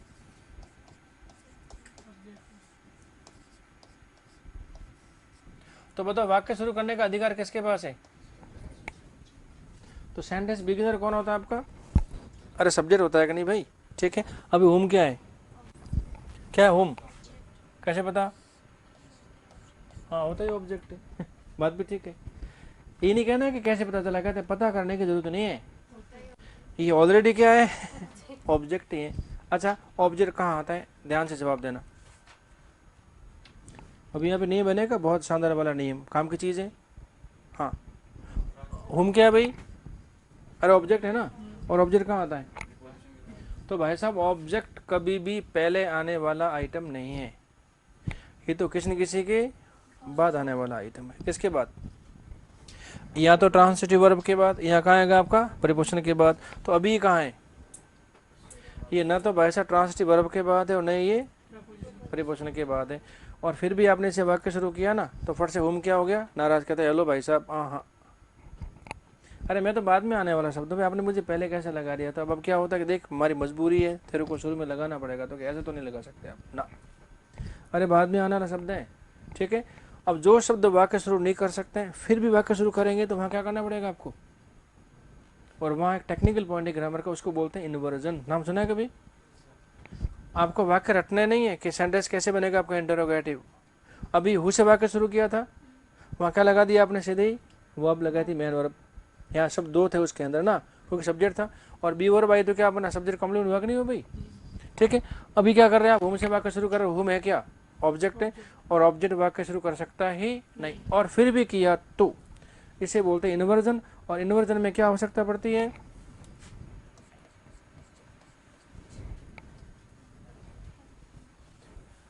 तो जो शब्द वाक्य शुरू नहीं कर सकते हैं उनसे वाक्य शुरू करते हैं तो किसकी आवश्यकता पड़ेगी आपको? हमेशा हेल्पिंग वर्ब की आवश्यकता पड़ेगी। ठीक बात है। और हेल्पिंग वर्ब क्या होती है? अरे फाइनाइट होती है। और फाइनाइट क्या मांगती है फिर? अरे सब्जेक्ट मांगती है। ठीक बात है। तो होम तो आपका सब्जेक्ट है ही नहीं, फिर क्या देना पड़ेगा आपको? अरे सब्जेक्ट देना पड़ेगा कि नहीं भाई? होम आपका ऑब्जेक्ट है। हेल्पिंग वर्ब कैसी होगी आपकी? फाइनाइट वर्ब है। और फाइनाइट वर्ब बिना सब्जेक्ट के आती ही नहीं है, तो क्या देना पड़ेगा इसके बाद आपको? तो बताओ सब्जेक्ट मिलता कहाँ है? अरे कभी फाइनाइट के पहले, कभी फाइनाइट के बाद में। ठीक बात है। तो अभी आपकी वर्ब कौन सी फाइनाइट है? अरे हेल्पिंग है। ठीक है। तो सब्जेक्ट कहाँ आना चाहिए था? इसके पहले ना, लेकिन पहले तो क्या आ गया? तो सब्जेक्ट कहाँ देंगे? अरे बाद में देंगे। ठीक बात है। और सब्जेक्ट के बाद क्या लगाना पड़ेगा आपको? Man verb.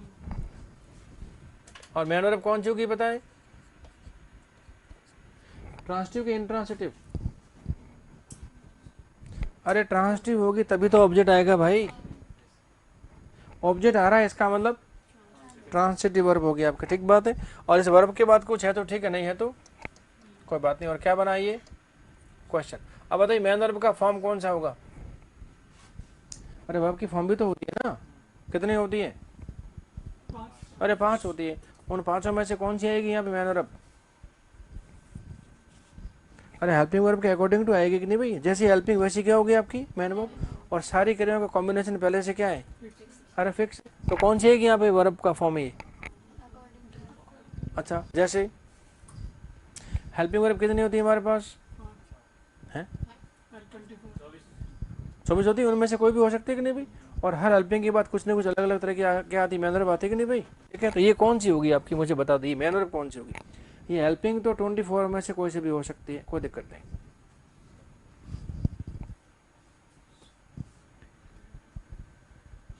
अच्छा ऐसा नहीं बोले कोई से भी आ सकती है जरूरत के अनुसार? है जी? नहीं आनी चाहिए, नहीं आएगी ही नहीं।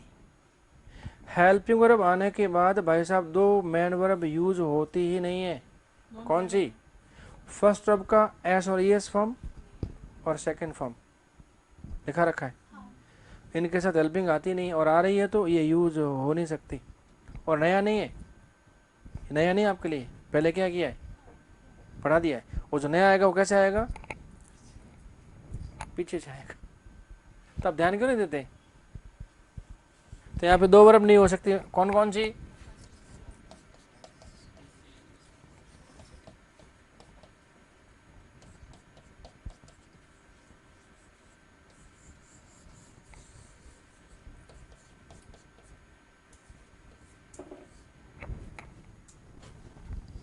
अरे बाकी कोई सी भी हो सकती है। सेकंड तो हमेशा कैरी चलती है। हमेशा का मतलब हमेशा, और ये आगे तो सेकंड आ ही नहीं सकती। और फर्स्ट में एस और एस आता है, वो हमेशा क्या चलती है, अकल चलती है। और ये आ गई तो ये नहीं आ सकती। ये सारे कॉम्बिनेशन बने हुए सूत्रों की तरह हैं, फॉर्मूले सारे के सारे गणित के ही। अच्छा, एसएससी में एक सेंटेंस कई बार पूछा गया, सेम टू सेम वाक्य। एक वाक्य ऐसे पूछते हैं, ये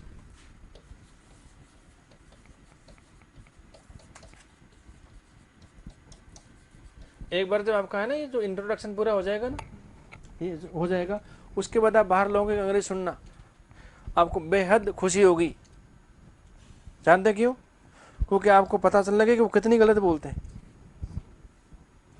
और ये वाक्य बाहर लोग खूब बोलते हैं, कहते हैं हेलो क्या होता है, I did not went there यार, कितनी क्या वहां पे यार। अब आपने इसका हिंदी में नहीं निकाल दिया, निकल भी गया, काम भी हो गया, टोका टोकी करे नहीं, वाक्य क्या है ये? It's wrong. कैसे? ये लड़ मरी आपस में, कौन?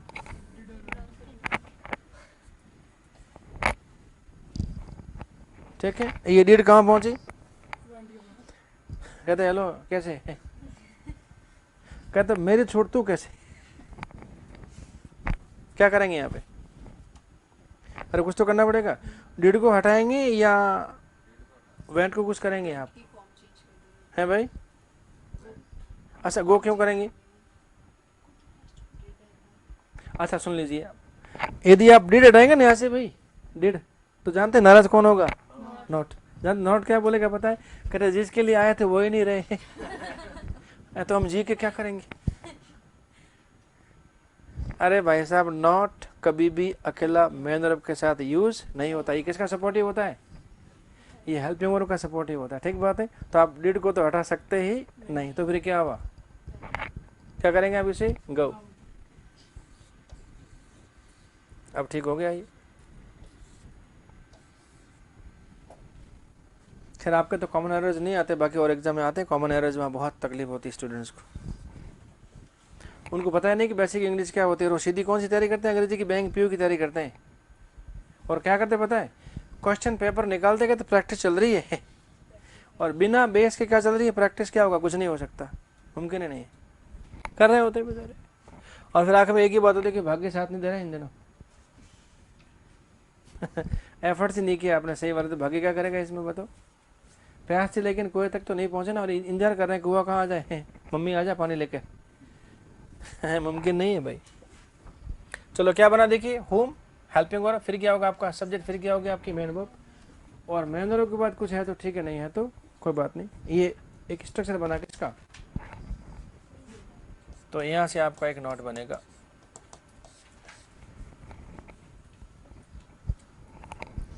तो बताओ, होम वाक्य शुरू कर सकता है क्या?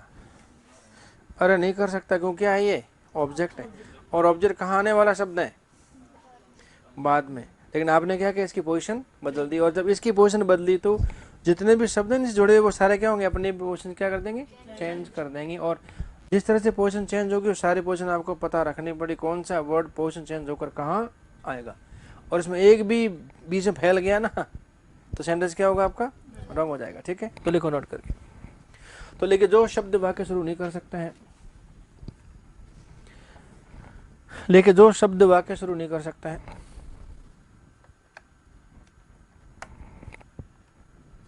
लेकिन जो शब्द वाक्य शुरू नहीं कर सकता है, फिर भी उनसे वाक्य शुरू किया जाता है, तो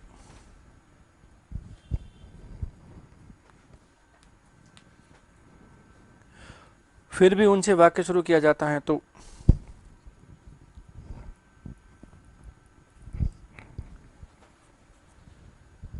उनके बाद हमेशा हेल्पिंग वर्ब यूज होती है। तो उनके बाद हमेशा हेल्पिंग वर्ब यूज होती है।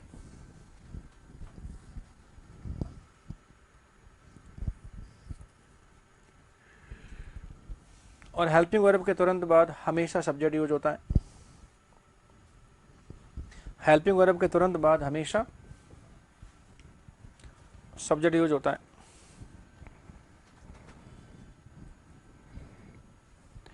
और सब्जेक्ट के तुरंत बाद और सब्जेक्ट के तुरंत बाद और सब्जेक्ट के तुरंत बाद आवश्यकता अनुसार मेन वर्ब यूज होती है। क्या होता है? आवश्यकता अनुसार मेन वर्ब यूज होती है।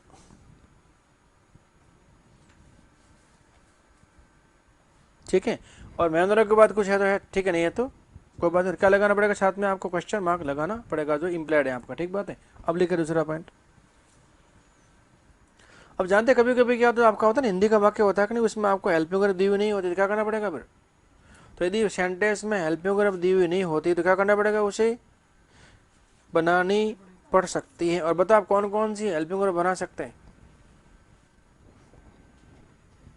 अब पिछली बात यदि आपने मेरे गौर से सुनी हो तो मैंने कहा था कि डू, डज और डिड ये अपने आप होती नहीं है, इनको जरूरत पड़ने पर बनाया जाता है। हर लाइन में कुछ न कुछ है। तो जो आपको वीडियो दे रहे हैं ना, इनको सुनना गौर से, और वहाँ ज़्यादा समझ में आएगा आपका, क्योंकि एक बार समझ लिया आपने। ठीक बात है। और ऑनलाइन समझ में कब ज़्यादा आता है? तो एक बार आप इस तरह से पढ़ लेते हैं ना, उसके बाद फिर देखो वो लगते हैं, फिर प्रवचन लगते हैं, कहते हैं वाह यार। और हर बार जब भी सुनोगे ना, कुछ ना कुछ नया मिलेगा उसमें आपको। कहते ये कहाँ रह गया, नहीं सुनोगे और हर बार आपका लिखा रिवाइज करोगे तो इसमें भी हर बार क्या हुआ, कुछ ना कुछ नया मिलेगा। इसका मतलब जितना बार रिवाइज करोगे उतना क्या होगा, आपका कॉन्सेप्ट क्लियर होगा। तो डू इट, कर डालिए इसे, बाई हुक और बाई क्रुक, एन कैन पकड़। ठीक बात है, कर लोगे। वैसे तो डेडिकेटेड है आप लोग, आई थिंक सो है, जुनून है ना। अभी इस पार यहाँ उस पार का, तो अभी किस पार जाना है? उस पार ही जाना है। ठीक है, इस पार तो अपन अभी ही। अच्छा लिखे तो लिखे सेंटेंस में यदि हेल्पिंग वर्ब दी हुई नहीं होती है तो, लिखे सेंटेंस में यदि हेल्पिंग वर्ब दी हुई नहीं होती है तो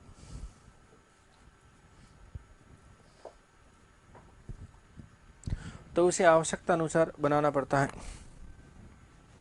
तो उसे आवश्यकता अनुसार बनाना पड़ता है।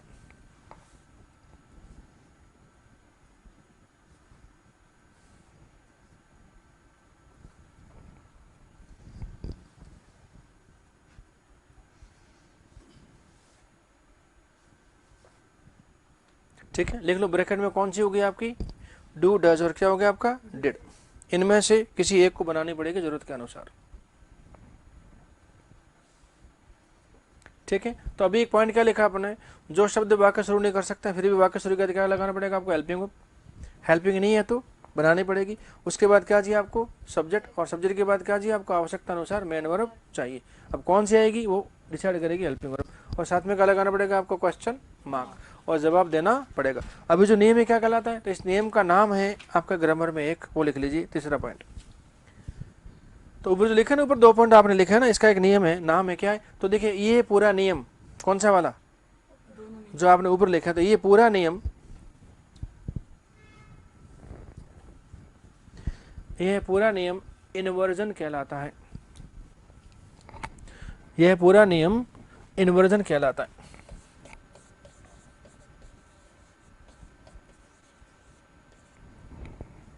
क्या कहलाता है, इन्वर्जन कहलाता है। और जानते इन्वर्जन का मतलब क्या होता है, शब्दों के क्रम को बदलना। और जहां भी शब्दों क्रम बदलेंगे इस तरह से, वहां क्या करना पड़ेगा आपको, हेल्पिंग वर्ब। उसके बाद क्या होगा आपका सब्जेक्ट, फिर क्या होगी जरूरत के अनुसार मेन वर्ब, और उसके बाद कुछ है तो ठीक है, नहीं है तो कोई बात नहीं। और ये क्या कैरी करेगा, क्वेश्चन मार्क। आगे बात समझ में। अब लिखो सेंटेंस, हिंदी का सेंटेंस, उसे एक बार क्या करते हैं, इंग्लिश बना के देखते हैं ना।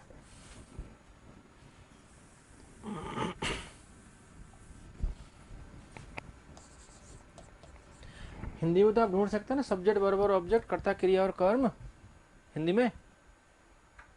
कहते एक बार कोशिश कर लेते हैं, क्या दिक्कत है उसमें भी है।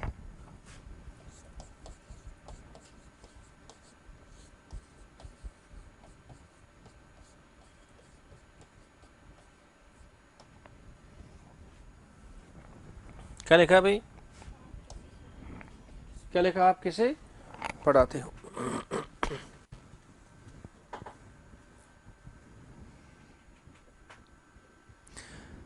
अब अभी वो वाक्य नहीं लिखना जो आपको याद है, सुन लीजिए एक बार। आपको इस वाक्य की अंग्रेजी पहले से याद है? अरे है नहीं है, क्या बनाएंगे, क्या बनाएगा आप, होम डू यू टीच बनाएंगे। क्यों बनेगी, इस क्यों को समझ लो तो आगे जो बड़े बड़े वाक्य आएंगे ना, वहां आपको किसी तरह का इश्यू होगा ही नहीं। ठीक बात है। अच्छा मान लो आपको एक बार इसकी इंग्लिश नहीं आ रही है, अब क्या करेंगे, आप इसकी इंग्लिश बनाएंगे। तो पहले आप इंग्लिश के अकॉर्डिंग टू नहीं, पहले जैसे हिंदी लिखा है ना वैसा का वैसा इंग्लिश। तो बताओ आपकी अंग्रेजी क्या है। ठीक है, अब बताओ यू क्या सब्जेक्ट है कि ऑब्जेक्ट है। और बार बार यहाँ पे यू ले रहा हूँ ये बताने के लिए कि यू कब तो सब्जेक्ट कॉमन वर्ड है। बाकी यहाँ कुछ और होता है तो पता चल जाता आपको तुरंत ही, लेकिन वो ले नहीं रहा, मैं वो ले रहा हूँ जो कॉमन वर्ड है यहाँ पे। ठीक बात है। तो ये आपका सब्जेक्ट है कि ऑब्जेक्ट है यहाँ पे। और आपको पता है कि हिंदी इंग्लिश की समानता क्या सब्जेक्ट की होती है भाई। ठीक है। अच्छा यहाँ पे वैसे भी आप क्या काम करने वाला है, और काम करने वाला कौन होता है, अरे सब्जेक्ट होता है। अच्छा किसी का मतलब क्या ऑब्जेक्ट है कि नहीं भाई, और किसी की अंग्रेजी क्या बनेगी, अरे होम बनेगी। और पढ़ाते हो कि अंग्रेजी, अब पढ़ाते हो का मतलब वो पढ़ाता है पढ़ाती है वाला कौन सा मामला है, रूटीन का है। वो जो काम रोजमर्रा में तो कौन सी क्रिया से होता है, अरे फर्स्ट ऑफ से होता है। ठीक बात है। तो फर्स्ट ऑफ कौन सी, सिंगुलर के प्लूरल, अरे सब्जेक्ट डिसाइड करेगा भाई साहब। और यू के साथ क्या आता है, सिंगुलर के प्लूरल वर्ब। तो यू के साथ कभी भी सिंगुलर वर्ब यूज होते ही नहीं है। फिर क्या आएगी आपकी, टीच। और ये है जैसा है, कोई दिक्कत नहीं। अब देखिए हिंदी का वाक्य आपके समझ में आ रहा है कि नहीं भाई। और जब इसकी इंग्लिश बनाई तो जैसे किसी से पूछा ना कि आप कैसे पढ़ाते हो, वो कहता देख हिंदी नो ना नहीं, मुझे क्या सिर्फ इंग्लिश समझ में आती है। कहते सुन मेरी अंग्रेजी, क्या बोलते हैं, कहते हैं हेलो, कहता है क्या, कहता है यू होम टीच। और भाई साहब इस मुंडी हिलाने से प्रश्नवाचक नहीं बनते हैं। वो कर रहा है, कहते हैं यू होम टीच। तो मुंडी can not create a question. Question कौन बनाता है, वर्ड क्रम क्वेश्चन बनाता है। ठीक बात है। तो ये वाक्य आपका यू से शुरू हो ही नहीं सकता, और यू सब्जेक्ट है नहीं भी, तो वाक्य शुरू किससे करना पड़ेगा, चूंकि इंटरोगेटिव है। तो वाक्य बिगिनर कौन होगा आपका, होम। और होम से वाक्य शुरू किया तो ये नाराज हो गया, कहते देखिए यहाँ तो भाई हटा ले, यहाँ लॉलीपॉप दे दे। अब बताओ इसमें आपका हेल्पिंग वर्ब है क्या, नहीं है ना, तो क्या करेंगे फिर, बनाएंगे। कौन सी बनाएंगे आप, अब हेल्पिंग निकलेगी मैन वर्ब में से, और मैन वर्ब कौन सी है आपकी, टीच है कि नहीं भाई। तो टीच में से क्या निकलेगा, डू। उसके बाद क्या चाहिए आपको, सब्जेक्ट कौन है, यू। और इसमें से क्या निकल गया, इनमें से क्या निकला, अरे टेंस निकल गया भाई साहब। इसका टेंस क्या था पहले, प्रेजेंट। इसमें से खींच के क्या निकाल दिया, अरे डू निकाल दिया ना। और डू क्या है, प्रेजेंट है ना। तो क्या बचा फिर, अरे टीच बचा कि नहीं भाई। और टीच बचने के बाद ये टीच हो गया आपका नॉन फाइनाइट वर्ब, जिसे बोलते हैं बेर इन्फिनेटिव। अरे निकाल दिया भाई साहब क्या, टेंस किस में से, टीच में से। कौन सा निकाल दिया, टेंस, डू। और निकालने के बाद क्या बचा अपने पास, बेर इन्फिनेटिव होगा, होगी फर्स्ट वर्ब। तो पहले कौन सी वर्ब थी, ये फाइनाइट, अब क्या सी है ये नॉन फाइनाइट होगी आपको। ठीक बात है। ये तो एक बार हमारे माननीय मुख्यमंत्री जी ने एक वाक्य बोला था, आपको पता हो तो कभी, कहता पानी में से यदि बिजली निकाल दी गई तो फिर क्या बचा। भाई वो वाला पानी खेतों में क्या काम करेगा बताओ। तो ये कितना व्यवहारिक था सेंटेंस। अरे तो अब बोल दिया, कई बार होता ना इमोशनली, भावना में बहकर।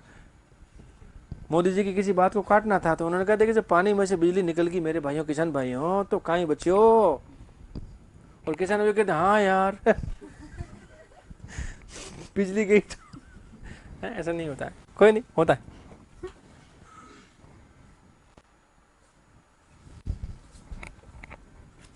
तो भाई जी ऑब्जेक्ट है और क्या है ये, सब्जेक्ट है। ये आपकी हेल्पिंग वर्ब है कि नहीं, जो क्या है फाइनाइट है। और ये कौन सी वर्ब है आपकी, फर्स्ट नॉन फाइनाइट वर्ब हो गई।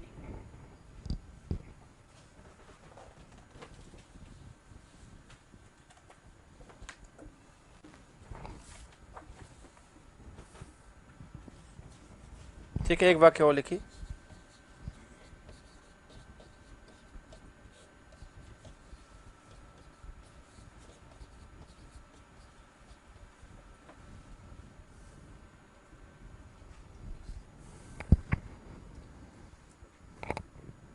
क्या लिखा अभी? वह किसे या फिर किसको पढ़ाती है। अच्छा, वह का मतलब क्या हुआ? अरे एक ही शी, अभी लिखा ना पढ़ाती है, तो क्रिया से पता चला कि मामला किसका है, फीमेल जेंडर का है ना। तो क्या होगा ये शी, किसे का मतलब क्या हुआ? हुम, और पढ़ाती है का मतलब टीच कैसे हो सकता है? हाँ, अब देखो मेरे को बिल्कुल अच्छा नहीं लगा फिर। अब हाँ,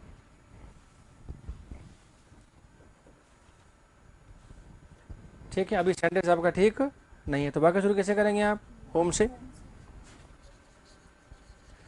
और होम वाक्य शुरू कर सकते नहीं, क्या मांगता है? इन्वर्जन। क्या चीज हेल्पिंग वर्ब कहाँ से निकलेगी? पढ़ाती है। टीचर्स में से निकलेगी। टीचर्स में से क्या निकलेगा? डज। तो क्या होम और डज शी, और पानी में से बिजली निकल गई तो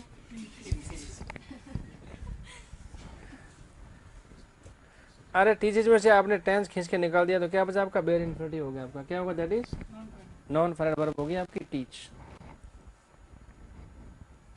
तो होम डज शी टीच।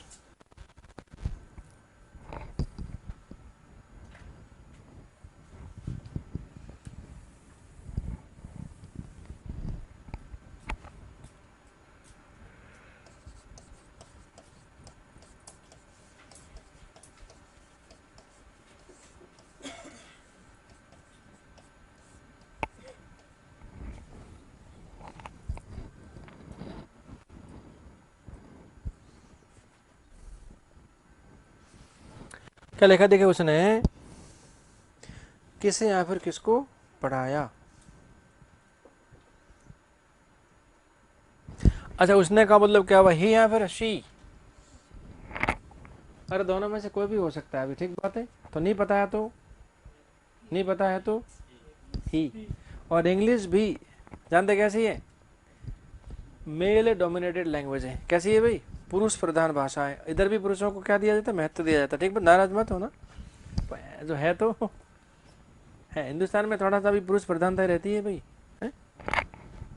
और जब पुरुष प्रधानता, हालांकि सरकार ने परिवार का मुख्य किसे बना रखा है? महिला। महिला का। ठीक है, मुखिया तो वो है कागज में, लेकिन साइन कौन करता है? फिर बैठ जा। और ज्यादा बनना है तेरे परिवार के मुखिया तो चल जा वसुंधरा के पास है। होता है ना। तो आदमी अपना ईगो रखता ही रखता है, कहीं ना कहीं वो बर्दाश्त नहीं कर पाता है। अच्छा कोई नहीं, एक बार क्या हुआ? ही किसको का मतलब क्या हुआ? हुम ना, और पढ़ाया का मतलब हाँ ये है सेकंड वर्ब। अरे बाबा, पढ़ाने के बाद की बात है कि नहीं भाई? तो कौन सी वर्ब बनेगी ये? सेकंड। और सेकंड कौन सी होती है? ये हो गया आपका स्टॉप। सेंटेंस बिगिंस विद, और हुम क्या मांगता है? लॉलीपॉप। कहाँ से निकलेगा? कौन सी वर्ब है ये? कैसे पता चला सेकंड है? तो थर्ड होती ना भाई साहब, तो इसके साथ कुछ ना कुछ पहले से होता, और नहीं इसका मतलब कौन सी होगी? सेकंड। अब बिजली निकली पानी में से, क्या निकला यहाँ से? और निकल गई तो क्या बचा? Bare infinitive. क्या हो गया आपका? नॉन फाइनल वर्ब होगी आपकी। तो डू डस डिड आने के बाद कौन सी वर्ब आती है फर्स्ट? और वो होती क्या है? Bare infinitive. ठीक है ना।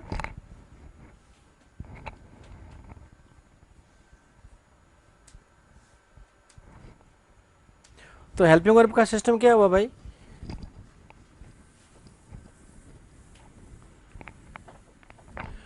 तो बताओ, फर्स्ट वर्ब में से क्या निकलेगा आवश्यकता अनुसार?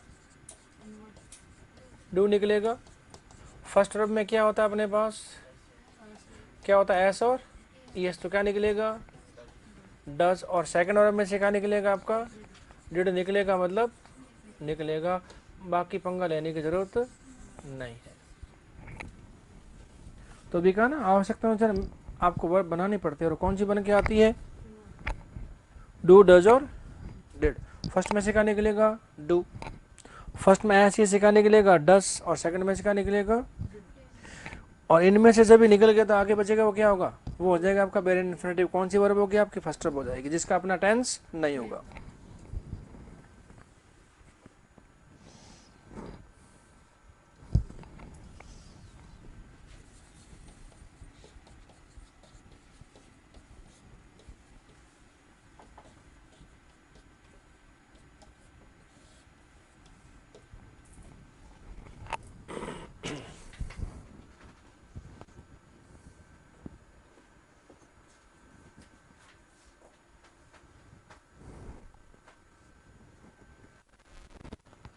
क्या लिखा, आप किसे पढ़ाओगे। आपका मतलब ये केजरीवाल नहीं है, दिस आप इट नॉट केजरीवाल ना, आप पार्टी है ना, आम आदमी पार्टी है। अच्छा, किसी का मतलब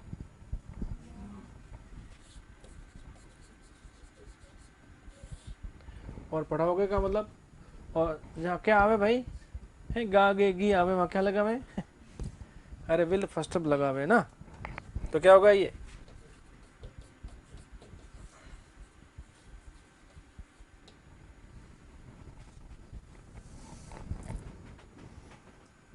अब इसे करना है क्या आपको, सही सेट करना है। तो सेंटेंस बिगिंस विद होम के बाद क्या चाहिए, हेल्पिंग दे रखी कि नहीं, दे रखी, सिर्फ सही जगह पे लेके आना है उसको, और कुछ करने की जरूरत नहीं है। तो क्या होता है, होम विल यू टीच।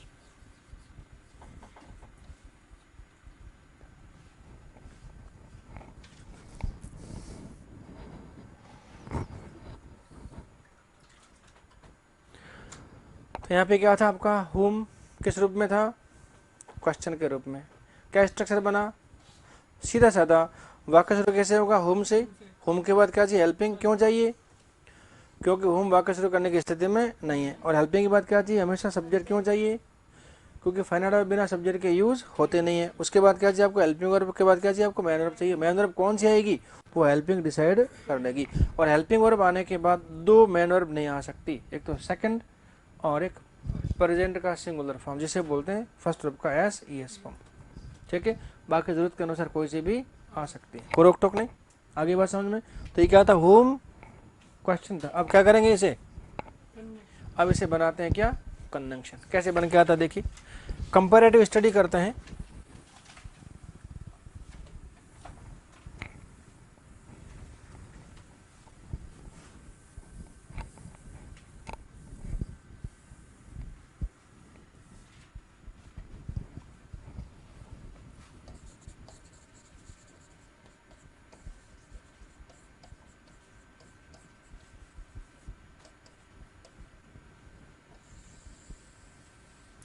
क्या होगा आपका, होम किस रूप में, कंजंक्शन। और देखिए होम जब कंजंक्शन बनेगा तो कहाँ यूज होगा, सेंटेंस के बीच में। ठीक बात है। तो पहले क्या चाहिए आपको, एक वाक्य चाहिए ना। अच्छा, पहला वाक्य शुरू कैसे होगा, अरे कौन को सब्जेक्ट होगा कि नहीं भाई। उसके बाद क्या होगा, और वर्ब के बाद कुछ है तो ठीक है, नहीं है तो कोई बात नहीं। अब सेंटेंस लिंकर कौन है आपका यहाँ पे, होम है। अब बताओ होम क्या है, कंजंक्शन और साथ में क्या है, ऑब्जेक्ट है कि नहीं भाई। ठीक है। अब जब होम क्या होता है, क्वेश्चन, तो अपने बात क्या लेता है ये, अरे लेते नहीं तो भाई। होम जब क्या होता है आपका, क्वेश्चन तो क्या लेगा अपने बाद, हमेशा हेल्पिंग लेगा। और होम जब क्या बनेगा, कंजंक्शन, तो इसके बाद क्या होगा,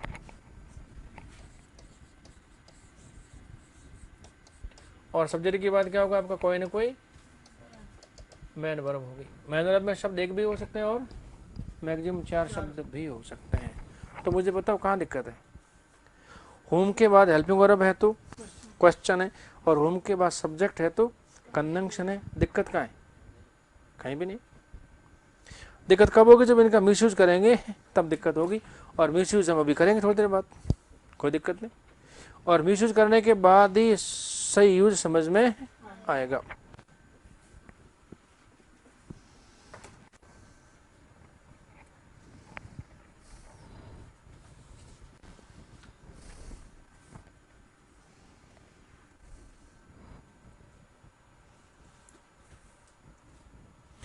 तो लिखो फिर सेंटेंस, और एक टाइम में डब्ल्यू एस आप एक ही काम कर सकते हैं, या तो क्वेश्चन पुट अप करेगा या फिर कंजंक्शन। दो काम साथ साथ कभी होंगे ही नहीं। ठीक बात है।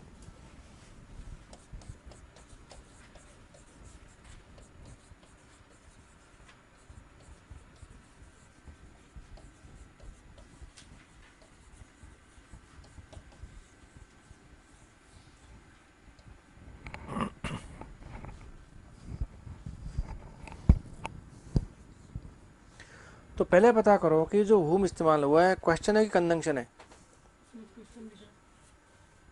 क्या है। अरे क्वेश्चन की कंजंक्शन कैसे पता चला आपको?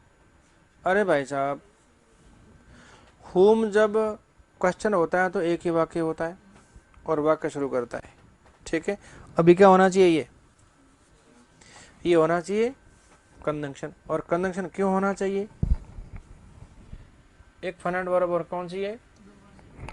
और दो फाइनाइट होने का मतलब सेंटेंस आपका लिंक तो होगा।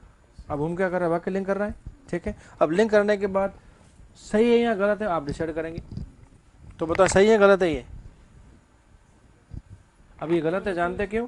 क्योंकि आप वाक्य जुड़वाना चाह रहे हैं और आप क्या कर रहे हैं? मतलब वाक्य जुड़वाना चाह रहे हैं, साथ साथ में अगर आप क्वेश्चन भी पूछवा रहे हैं, और एक साथ में दो काम किसी भी सूरत में नहीं होगा। तो जानते इस हुम ने किसे कहा? कहते हेलो डस, कहते क्या होता है कि यहाँ से हट। कहते क्यों? कहते जरूरत नहीं तेरी भी। कहते फिर भी बताओ तो सही। कहते पहले तो आपने बुलाया था मेरे को और अब आप हटा रहे हो। कहते समझा कर बात को, ज़्यादा बकवास मत कर। कहते फिर भी समझाओ तो सही। अरे क्या पहले में था क्वेश्चन, ठीक है, तेरी जरूरत थी, अब मैं क्या हूँ? और तेरी जरूरत नहीं है। कहते यहाँ से हट। कहते हट के जाऊँ कहाँ में? कहते जहाँ से निकला था ना बस वहीं चला जा।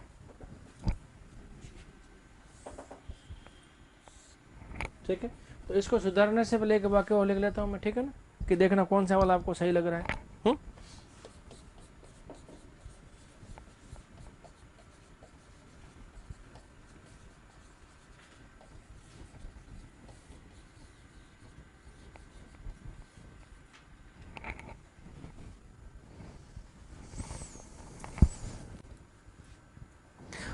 अब बताइए इन दोनों में से सही कौन सा है? अच्छा, इसके पहले क्या कहते हैं आप? इसके पहले अच्छा, कर्णप्रिय कौन सा सेंटेंस है इस दोनों में? अब देखिए ऊपर वाला कर्णप्रिय और नीचे वाला कैसा है? जब बोलते हैं ना कि होम शी टीचेस, कहते हैं नहीं, होम डज शी टीच। अच्छा लग रहा है।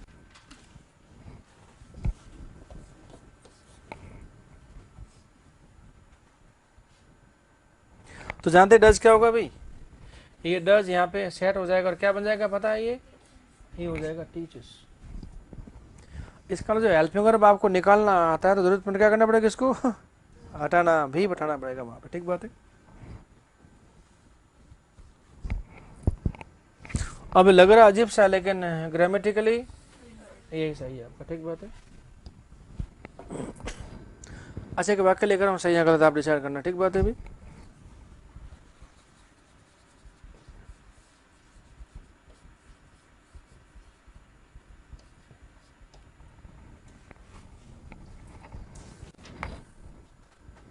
तो देखिए सेंटेंस को जस्टिफाई करने से पहले ये पता करो कि क्वेश्चन है कि कंजंक्शन है। कितने वाक्य हैं अभी? एक ही तो है, और एक वाक्य होने का मतलब कंजंक्शन हो ही नहीं सकता। क्या है? पक्का क्वेश्चन है, ठीक बात है। अब होम आपके पास आता है कि भाई से एक बात बताओ यार, आप चाहते क्या हो? क्या चाहते हो? कहते प्रश्न पूछना है। और होम कहता है कि मैं प्रश्न पूछूंगा तो मेरे पास सब्जेक्ट नहीं आ सकता। क्या चाहिए? और दी वाक्य जोड़वाना तो फिर मुझे क्या चाहिए? आपको सब्जेक्ट की जरूरत पड़ेगी। तो वाक्य जोड़ेगा तो, और प्रश्न पूछेगा तो, और हेल्पिंग के साथ फिर इश्यू का है इसके अंदर? कुछ भी नहीं है। बस थोड़ा सा आपको रिवाइज करना है, ठीक है। आज घर जाओगे तो भी हो सकता है दिमाग आपका थोड़ा कैसा होगा? भारी होगा, होना बनता है एवर फर्स्ट टाइम। और इसमें किसी भी शब्द को डिक्शनरी में देखने की आवश्यकता नहीं है। इससे हल्के शब्द आपकी लाइफ में कभी नहीं आएंगे, ठीक है। फिर भी दिमाग कैसा फील करेगा? बॉदर्ड, बोझिल, कोई बात नहीं। तो घर जा के तुरंत इसको रिवाइज करने की जरूरत नहीं है, ठीक है। Let the mind take rest. उसके बाद जब थोड़ा टाइम मिले फ्रेश हो तब इसको दोबारा पढ़ना, तो क्या होगा? एक एक बात आपके समझ में आती चले जाएगी। और जहाँ होता है ना कलाचुक होते हैं, कन्फ्यूज होते हैं, वहाँ इसे पंगा लेने की जरूरत नहीं है। होता है ना कि मैं आज ही इसको करके सोऊंगा, तो भाई साहब ये नहीं होने देगा। क्या तब कर ले, नहीं कर ही ले तू आज। जितना ज़्यादा पढ़ोगे उतना क्या होंगे आप? कन्फ्यूज होंगे। इसलिए दिमाग को थोड़ा सा मेचर हो जाने दो पढ़ने के बाद, उसके बाद अपने आप सारा मामला क्या होगा? ठीक हो जाएगा, ठीक है। 2 घंटे बाद, 3 घंटे बाद, कुछ नहीं, रात भर सोने के सुबह उठ के जल्दी कर लो, कोई दिक्कत नहीं, जल्दबाजी नहीं, लेकिन थोड़ा सा मेचर होने के बाद। तो ये गलत होगा कि नहीं भाई? और जब क्वेश्चन है तो होम के बाद आपका सब्जेक्ट नहीं आ सकता, मतलब नहीं आ सकता, तो क्या करेंगे फिर? तो क्या बनेगा? होम डू यू, क्या हो गया आपका? लाइक। तो एक बार में एक ही काम।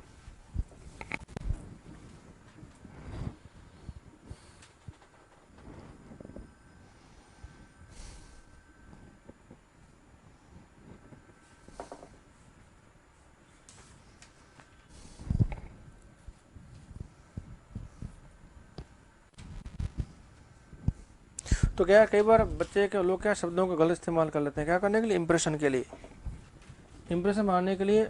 लैंग्वेज को, भाषा को गलत नहीं करना है एग्जाम के पैटर्न व्यू से, बाकी तो आप खुद गलतियां करो बाहर, कोई दिक्कत नहीं है। एग्जामिनेशन पॉइंट ऑफ व्यू से आपको ग्रामेटिकल लिखा करना पड़ेगा, बिल्कुल करेक्ट यूज करना पड़ेगा। अच्छा, बाहर ऐसी अंग्रेजी बोलो, बाहर जो होता है ना, जैसे कभी अंग्रेजी बोल कर इंप्रेशन मारनी है ना, तो बाहर ऐसी अंग्रेजी बोलो जो आपके खुद की समझ में नहीं आए। सामने वाले कौन सा में है? अरे वही तो ना, फिर वो अगला क्या सोचेगा कि इसकी अंग्रेजी बहुत भारी भरकम, पंगा लेने की जरूरत नहीं है। तो ऐसे शब्द बोलो जो उसके दोबारा कभी आपसे इंग्लिश में पंगा लेगा ही नहीं। तो हल्के फुल्के शब्द यूज करने की जरूरत नहीं, भारी भरकम शब्दों का इस्तेमाल करो, उठ पटांग करो, तो अगला फिर पंगा नहीं लेगा। ठीक है। अच्छा, अभी एक बच्चे का फोन है मेरे पास, मैं ऑन द वे था, कहता सर सेकंड ग्रेड का क्या इश्यू है। देखिए शब्द इस्तेमाल, इश्यू मैंने कहा है इश्यू है, और इश्यू है कि मैंने 8 तारीख को शुरू कर दिया। ठीक, पहला। दोबारा कहता फीस फास का क्या इश्यू है, मैंने कहा 12,000 इश्यू है फीस का। टाइमिंग का इश्यू क्या है, मैंने कहा टाइमिंग उसका 6 से 8 का इश्यू है टाइमिंग का। बताओ, सारी इश्यू नहीं है। अब बस, तो मैंने कहा आपकी तरफ से क्या इश्यू है। अब बताओ, इश्यू जब वर्ड आता है इस तरह से पॉजिटिव सेंस में नहीं आता है, कैसे आता है, अरे नेगेटिव सेंस में आता है। जब मैं आपसे पूछूं कि एनी इश्यूज, इसका मतलब अरे मैं प्रॉब्लम की बात कर रहा हूँ यहाँ पे, लेकिन वो कहीं सीख ली होगी थोड़ी बहुत, और हर बात को ये तो अच्छा है कि आपका क्या इश्यू।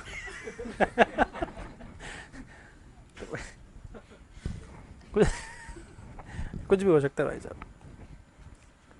तो मेरी वाइफ मेरे साथ ही, मैंने कहा देखो बच्चे लैंग्वेज तो क्या आजकल ज़माना ऐसे आ गया, आप उनके अनुसार हो जाओ। मैंने कहा मैं कैसे हो जाऊँ बताओ, ये तो इश्यू हो जाएगा यदि मैं उनके ऐसे हो गया। है ना, मजे की बात कोई नहीं। अच्छा, किसकी बात करेंगे आप?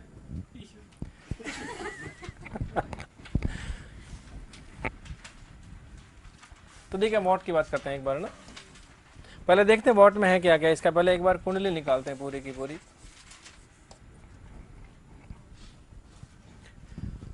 और एक लाइन अभी से याद रख लेना आप, ठीक बात है भाई।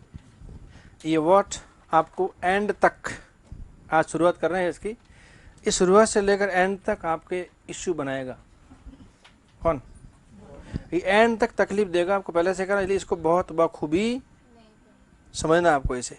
हाँ, इश्यू पैदा करेगा ही है, बार बार करेगा आपके इश्यू, और हर बार करेगा, जब कुछ नया आएगा हर बार करेगा। इसलिए इसको अभी से क्या करना है, तरीके से समझना है, और कंट्रोल्ड एनिमल बनाना है इसको। ठीक है ना, आप अपने हिसाब से इसको एडजस्ट करें, कोई दिक्कत नहीं, लेकिन समझने की बात। और एक्टिव पैसिव में तो बहुत ज़्यादा इश्यू क्रिएट करेगा आपके लिए, और एक प्रश्न वॉट को लेकर आपका एग्जाम में आएगा ही आएगा, देख लेना। तो एग्जाम में इश्यू नहीं बने, इसलिए अभी से क्या करेंगे, आप इश्यू को खत्म कर देंगे। ठीक है ना, ये इश्यू का क्या सदुपयोग कर रहे हैं अपन लोग अभी। तो पहला मीनिंग क्या होता है, दूसरा मीनिंग क्या होता है, जो। और कल जो लिखे थे ना अपने शब्द लिखे थे कुछ हिंदी वर्जन कंजंक्शन के रूप में, वहाँ कितने सारे जो आए थे भाई। हु का मतलब जो, उसके बाद क्या था, व्हाट का मतलब जो, विच का मतलब जो, अरे आया था ना भाई। तो वहाँ देर आर सो मेनी जोजोज। क्या है, और हर जो की अंग्रेजी बनेगी क्या बनेगी आपकी, अलग बन के आएगी। तो हिंदी में सारे क्या दिख रहे हैं आपको, जो एक जैसे दिख रहे हैं, बट जब होगा ना इंग्लिश वर्जन तो क्या होगा उसका, फिर वो हर जो अपनी एक अलग अंग्रेजी लेके आएगा। ठीक बात है। अच्छा देखिए, व्हाट का मतलब पहला क्या क्या, दूसरा मीनिंग क्या होगा आपका, जो हो गया। अब बताओ क्या बनेगा, सब्जेक्ट बनेगा, क्या बनेगा ये। अच्छा ठीक है, अब ध्यान से जरा, है ना, बिल्कुल बिल्कुल वैसे काम करेंगे जैसे हु और हुम ने किया है। हु क्या था, सब्जेक्ट, क्या था, सब्जेक्ट कॉम्प्लीमेंट, और हुम सिर्फ ऑब्जेक्ट, और व्हाट वो तीनों काम अकेला करता है। सब्जेक्ट बनेगा, सब्जेक्ट कॉम्प्लीमेंट भी होगा, और ऑब्जेक्ट भी होगा। अब कैसे होगा, आप सटीक जवाब देना, एक बार मैं आपसे पूछूंगा। तो वो क्या बनेगा आपका, ये व्हाट ना,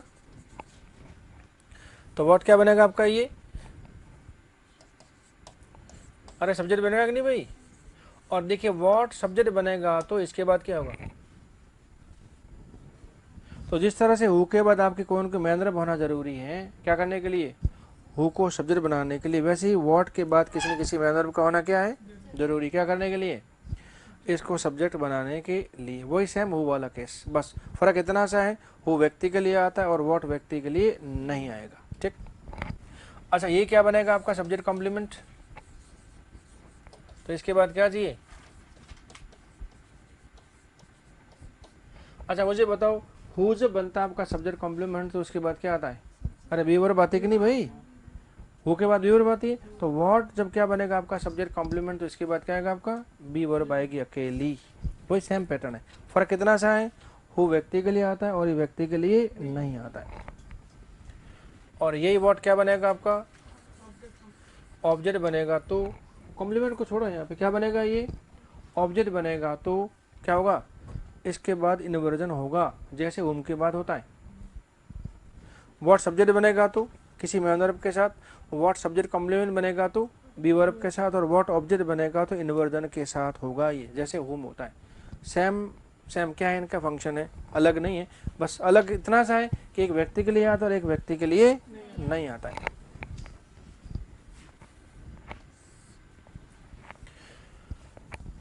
अच्छा कैसा होता है व्हाट सिंगुलर की प्लूरल। अरे दोनों हो सकते हैं, हमने नॉर्मली इसको सिंगुलर में यूज किया है, लेकिन ये दोनों आ सकते हैं। व्हाट के बाद इज भी आ सकता है, व्हाट के बाद अरे आर भी आ सकता है, इसका दोनों है। इसका अपना क्या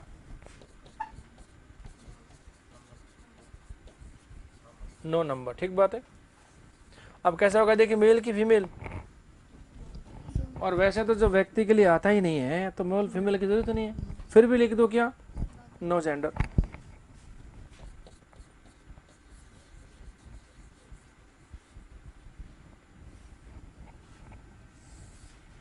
किसके लिए काम आएगा ये, नॉट फॉर ए पर्सन, इसका मतलब क्या व्यक्ति के अलावा काम में आता है, ठीक बात है, नॉट फॉर पर्सन। व्यक्ति के लिए काम में नहीं आता, बाकी किसी भी के लिए काम आ जाएगा, ठीक है ना। अब बताओ क्वेश्चन की कंजंक्शन। तो प्राइमरी फंक्शन क्या है इसका क्वेश्चन, और सेकेंडरी फंक्शन क्या है कंजंक्शन, दोनों तरह से काम में आ सकता है।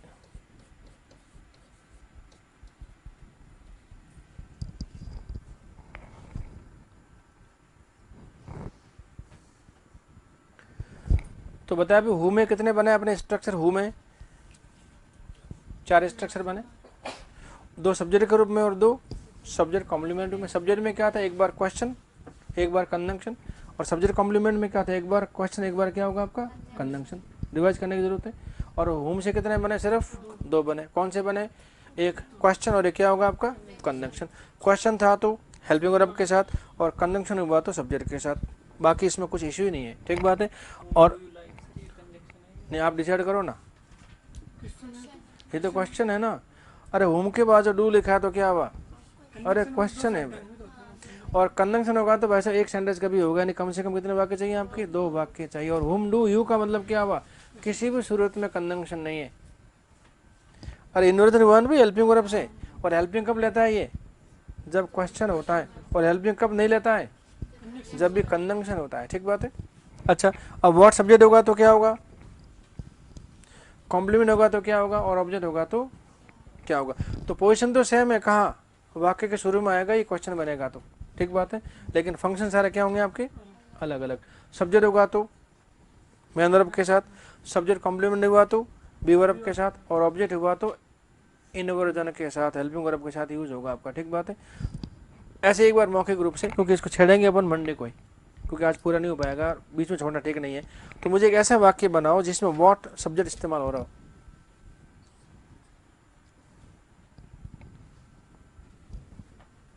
और कमाल की बात देखिए, आप सुबह से लेकर शाम तक वाक्य बोलते हैं, लेकिन एग्जाम में आता है तो पकड़ में नहीं आता मामला। अच्छा 2 दोस्त थे, बड़े प्रगाढ़ मित्र, एक बार अनबन हो गई किसी बात को लेकर, ठीक है। तो एक थोड़ा ईगो वाला, एक ऐसा है थोड़ा सा नॉर्मल है। तो नॉर्मल क्या बोलते हैं कि भाई क्या हुआ, अब वो जवाब नहीं दे रहा है, मतलब फिर पूछे बुजुर्ग कि भाई क्या हुआ यार, पता चले ना, तो ऐसे क्यों मुंह भर के खड़ा ऐसा हो रहा है, क्या हुआ, कि दिमाग खराब मत कर, आज व्हाट सब्जेक्ट हुआ है, क्या हुआ है? व्हाट सब्जेक्ट हुआ है, अरे बाबा व्हाट हैपेंड, अच्छा क्या होगा, अंग्रेजी क्या है, आपसे क्या पूछता है अगला, कहते व्हाट को सब्जेक्ट बनाओ, कहते कैसे बनाए, कभी बनाया नहीं सर, सर जरूरत नहीं पड़ी। और भाई क्या चल रहा है आजकल, कहता फोक चल रहा है आजकल, जानते हैं व्हाट क्या है, अरे सब्जेक्ट है भाई इसका मतलब वो चीज़ें हम लोग डेली लाइफ में यूज़ करते हैं जो एग्जाम में आती हैं, और एग्जाम आती है तो क्या था, मुझसे बिल्कुल हट जाते हैं, तकलीफ हो जाती है, और वैसे चलता रहता है हिसाब किताब। तो वैसे इंग्लिश सबको आती है, लेकिन जिनको इंग्लिश आती है वो ग्रेड सेकंड का एग्जाम देकर पास नहीं हो सकते। अच्छा बाहर कितने लोग अंग्रेजी बोलते हैं, फर फर फर फर फर फर फर बोलते हैं कि नहीं, क्या सेलेक्ट हो जाएंगे सारे के सारे, अरे भाई उनके बस की बात ही नहीं। हमारे अंग्रेजी नहीं बोलने वाला ही सेलेक्ट होगा ग्रेड सेकंड, फिर सुन लीजिए, अंग्रेजी नहीं बोलने वाला ही सिलेक्ट होगा किसमें, ग्रेड सेकंड में। अंग्रेजी नहीं बोलने वाला ही सिलेक्ट होगा किसमें, आरएएस में। अंग्रेजी नहीं बोलने वाला सिलेक्ट किसमें होगा, आईएएस में सिलेक्ट होगा। आप समझ सकते हैं। हाँ, और प्राइवेट कंसर्न की बात करेंगे तो वहां पे अंग्रेजी बोलने वाला बड़ा आदमी बन जाएगा। तो मामला बिल्कुल कैसा है, अलग है। और हमारे यहाँ तो अधिकारी बनने के बाद भी अंग्रेजी में गरीब रहते हैं वो। और जब कभी ऐसा होता है ना, ऑफिसर्स की मीटिंग वगैरह होती है, उनको लगता है कि वहाँ कौन कौन आएगा, तो कि वहाँ विदेशी लोग आए तो कि अपना नाम कैंसिल कर दिए भाई, क्योंकि इंसल्ट हो जाएगी वहाँ पे, क्योंकि बोलना आएगा नहीं, फिर वो ही करना पड़ेगा और वो मामला बैठेगा ही। तो ऐसा होता है। कई बार अधिकारी बचते हैं किससे, इस तरह की मीटिंग से, जहाँ कौन लोग आते हैं भाई, इंग्लिश बोलने वाले सीनियर होते हैं वो आते। तो ये लोग क्या करते हैं, कहते हैं ना अरे यार भाई, हाँ स्किप कर जाते, वो जाते नहीं वहाँ पे, नाम कटवा देते अपने उसमें से। तो ये बड़ा इश्यू है। तो जो बोलते हैं वो बनते नहीं हैं, और जो नहीं बोलते हैं वो बन जाते हैं। ये हमारे एजुकेशन सिस्टम का एक सिस्टम है जो चल रहा है। लेट इट चलने तो क्या फ़र्क पड़ेगा, ठीक बात है। तो इसी बात को मंडे को लेते हैं। बताओ कितने स्ट्रक्चर बनेंगे यहाँ पे, 6 बनेंगे। 2 तो बनेंगे किस रूप में, एक क्वेश्चन, एक क्या होगा आपका कंजंक्शन। 2 कहाँ से बनेंगे, कॉम्प्लीमेंट से। एक क्वेश्चन, दूसरा क्या बनेगा आपका कंजंक्शन, और एक बनेगा आपका ऑब्जेक्ट में। एक क्वेश्चन, एक क्या बनेगा आपका कंजंक्शन। कितने बनेंगे, 6 स्ट्रक्चर। तो 6 तो ये 2 हुम के और 3 किसके हो जाएंगे आपके, तो 4 किसके होंगे, वो के हो जाएंगे। और ये समझ में आ गया ना, तो आगे आने वाले जो स्ट्रक्चर्स हैं बहुत क्या हो जाएंगे, ईजी। तो ये थोड़े से कैसे हैं, थोड़े से कॉम्प्लिकेटेड है ये, ठीक है। तो इसको आसानी से घर जाके ठंडा दूध पी के या जो भी आपकी इच्छा करके उसके बाद आपको रिवाइज करना।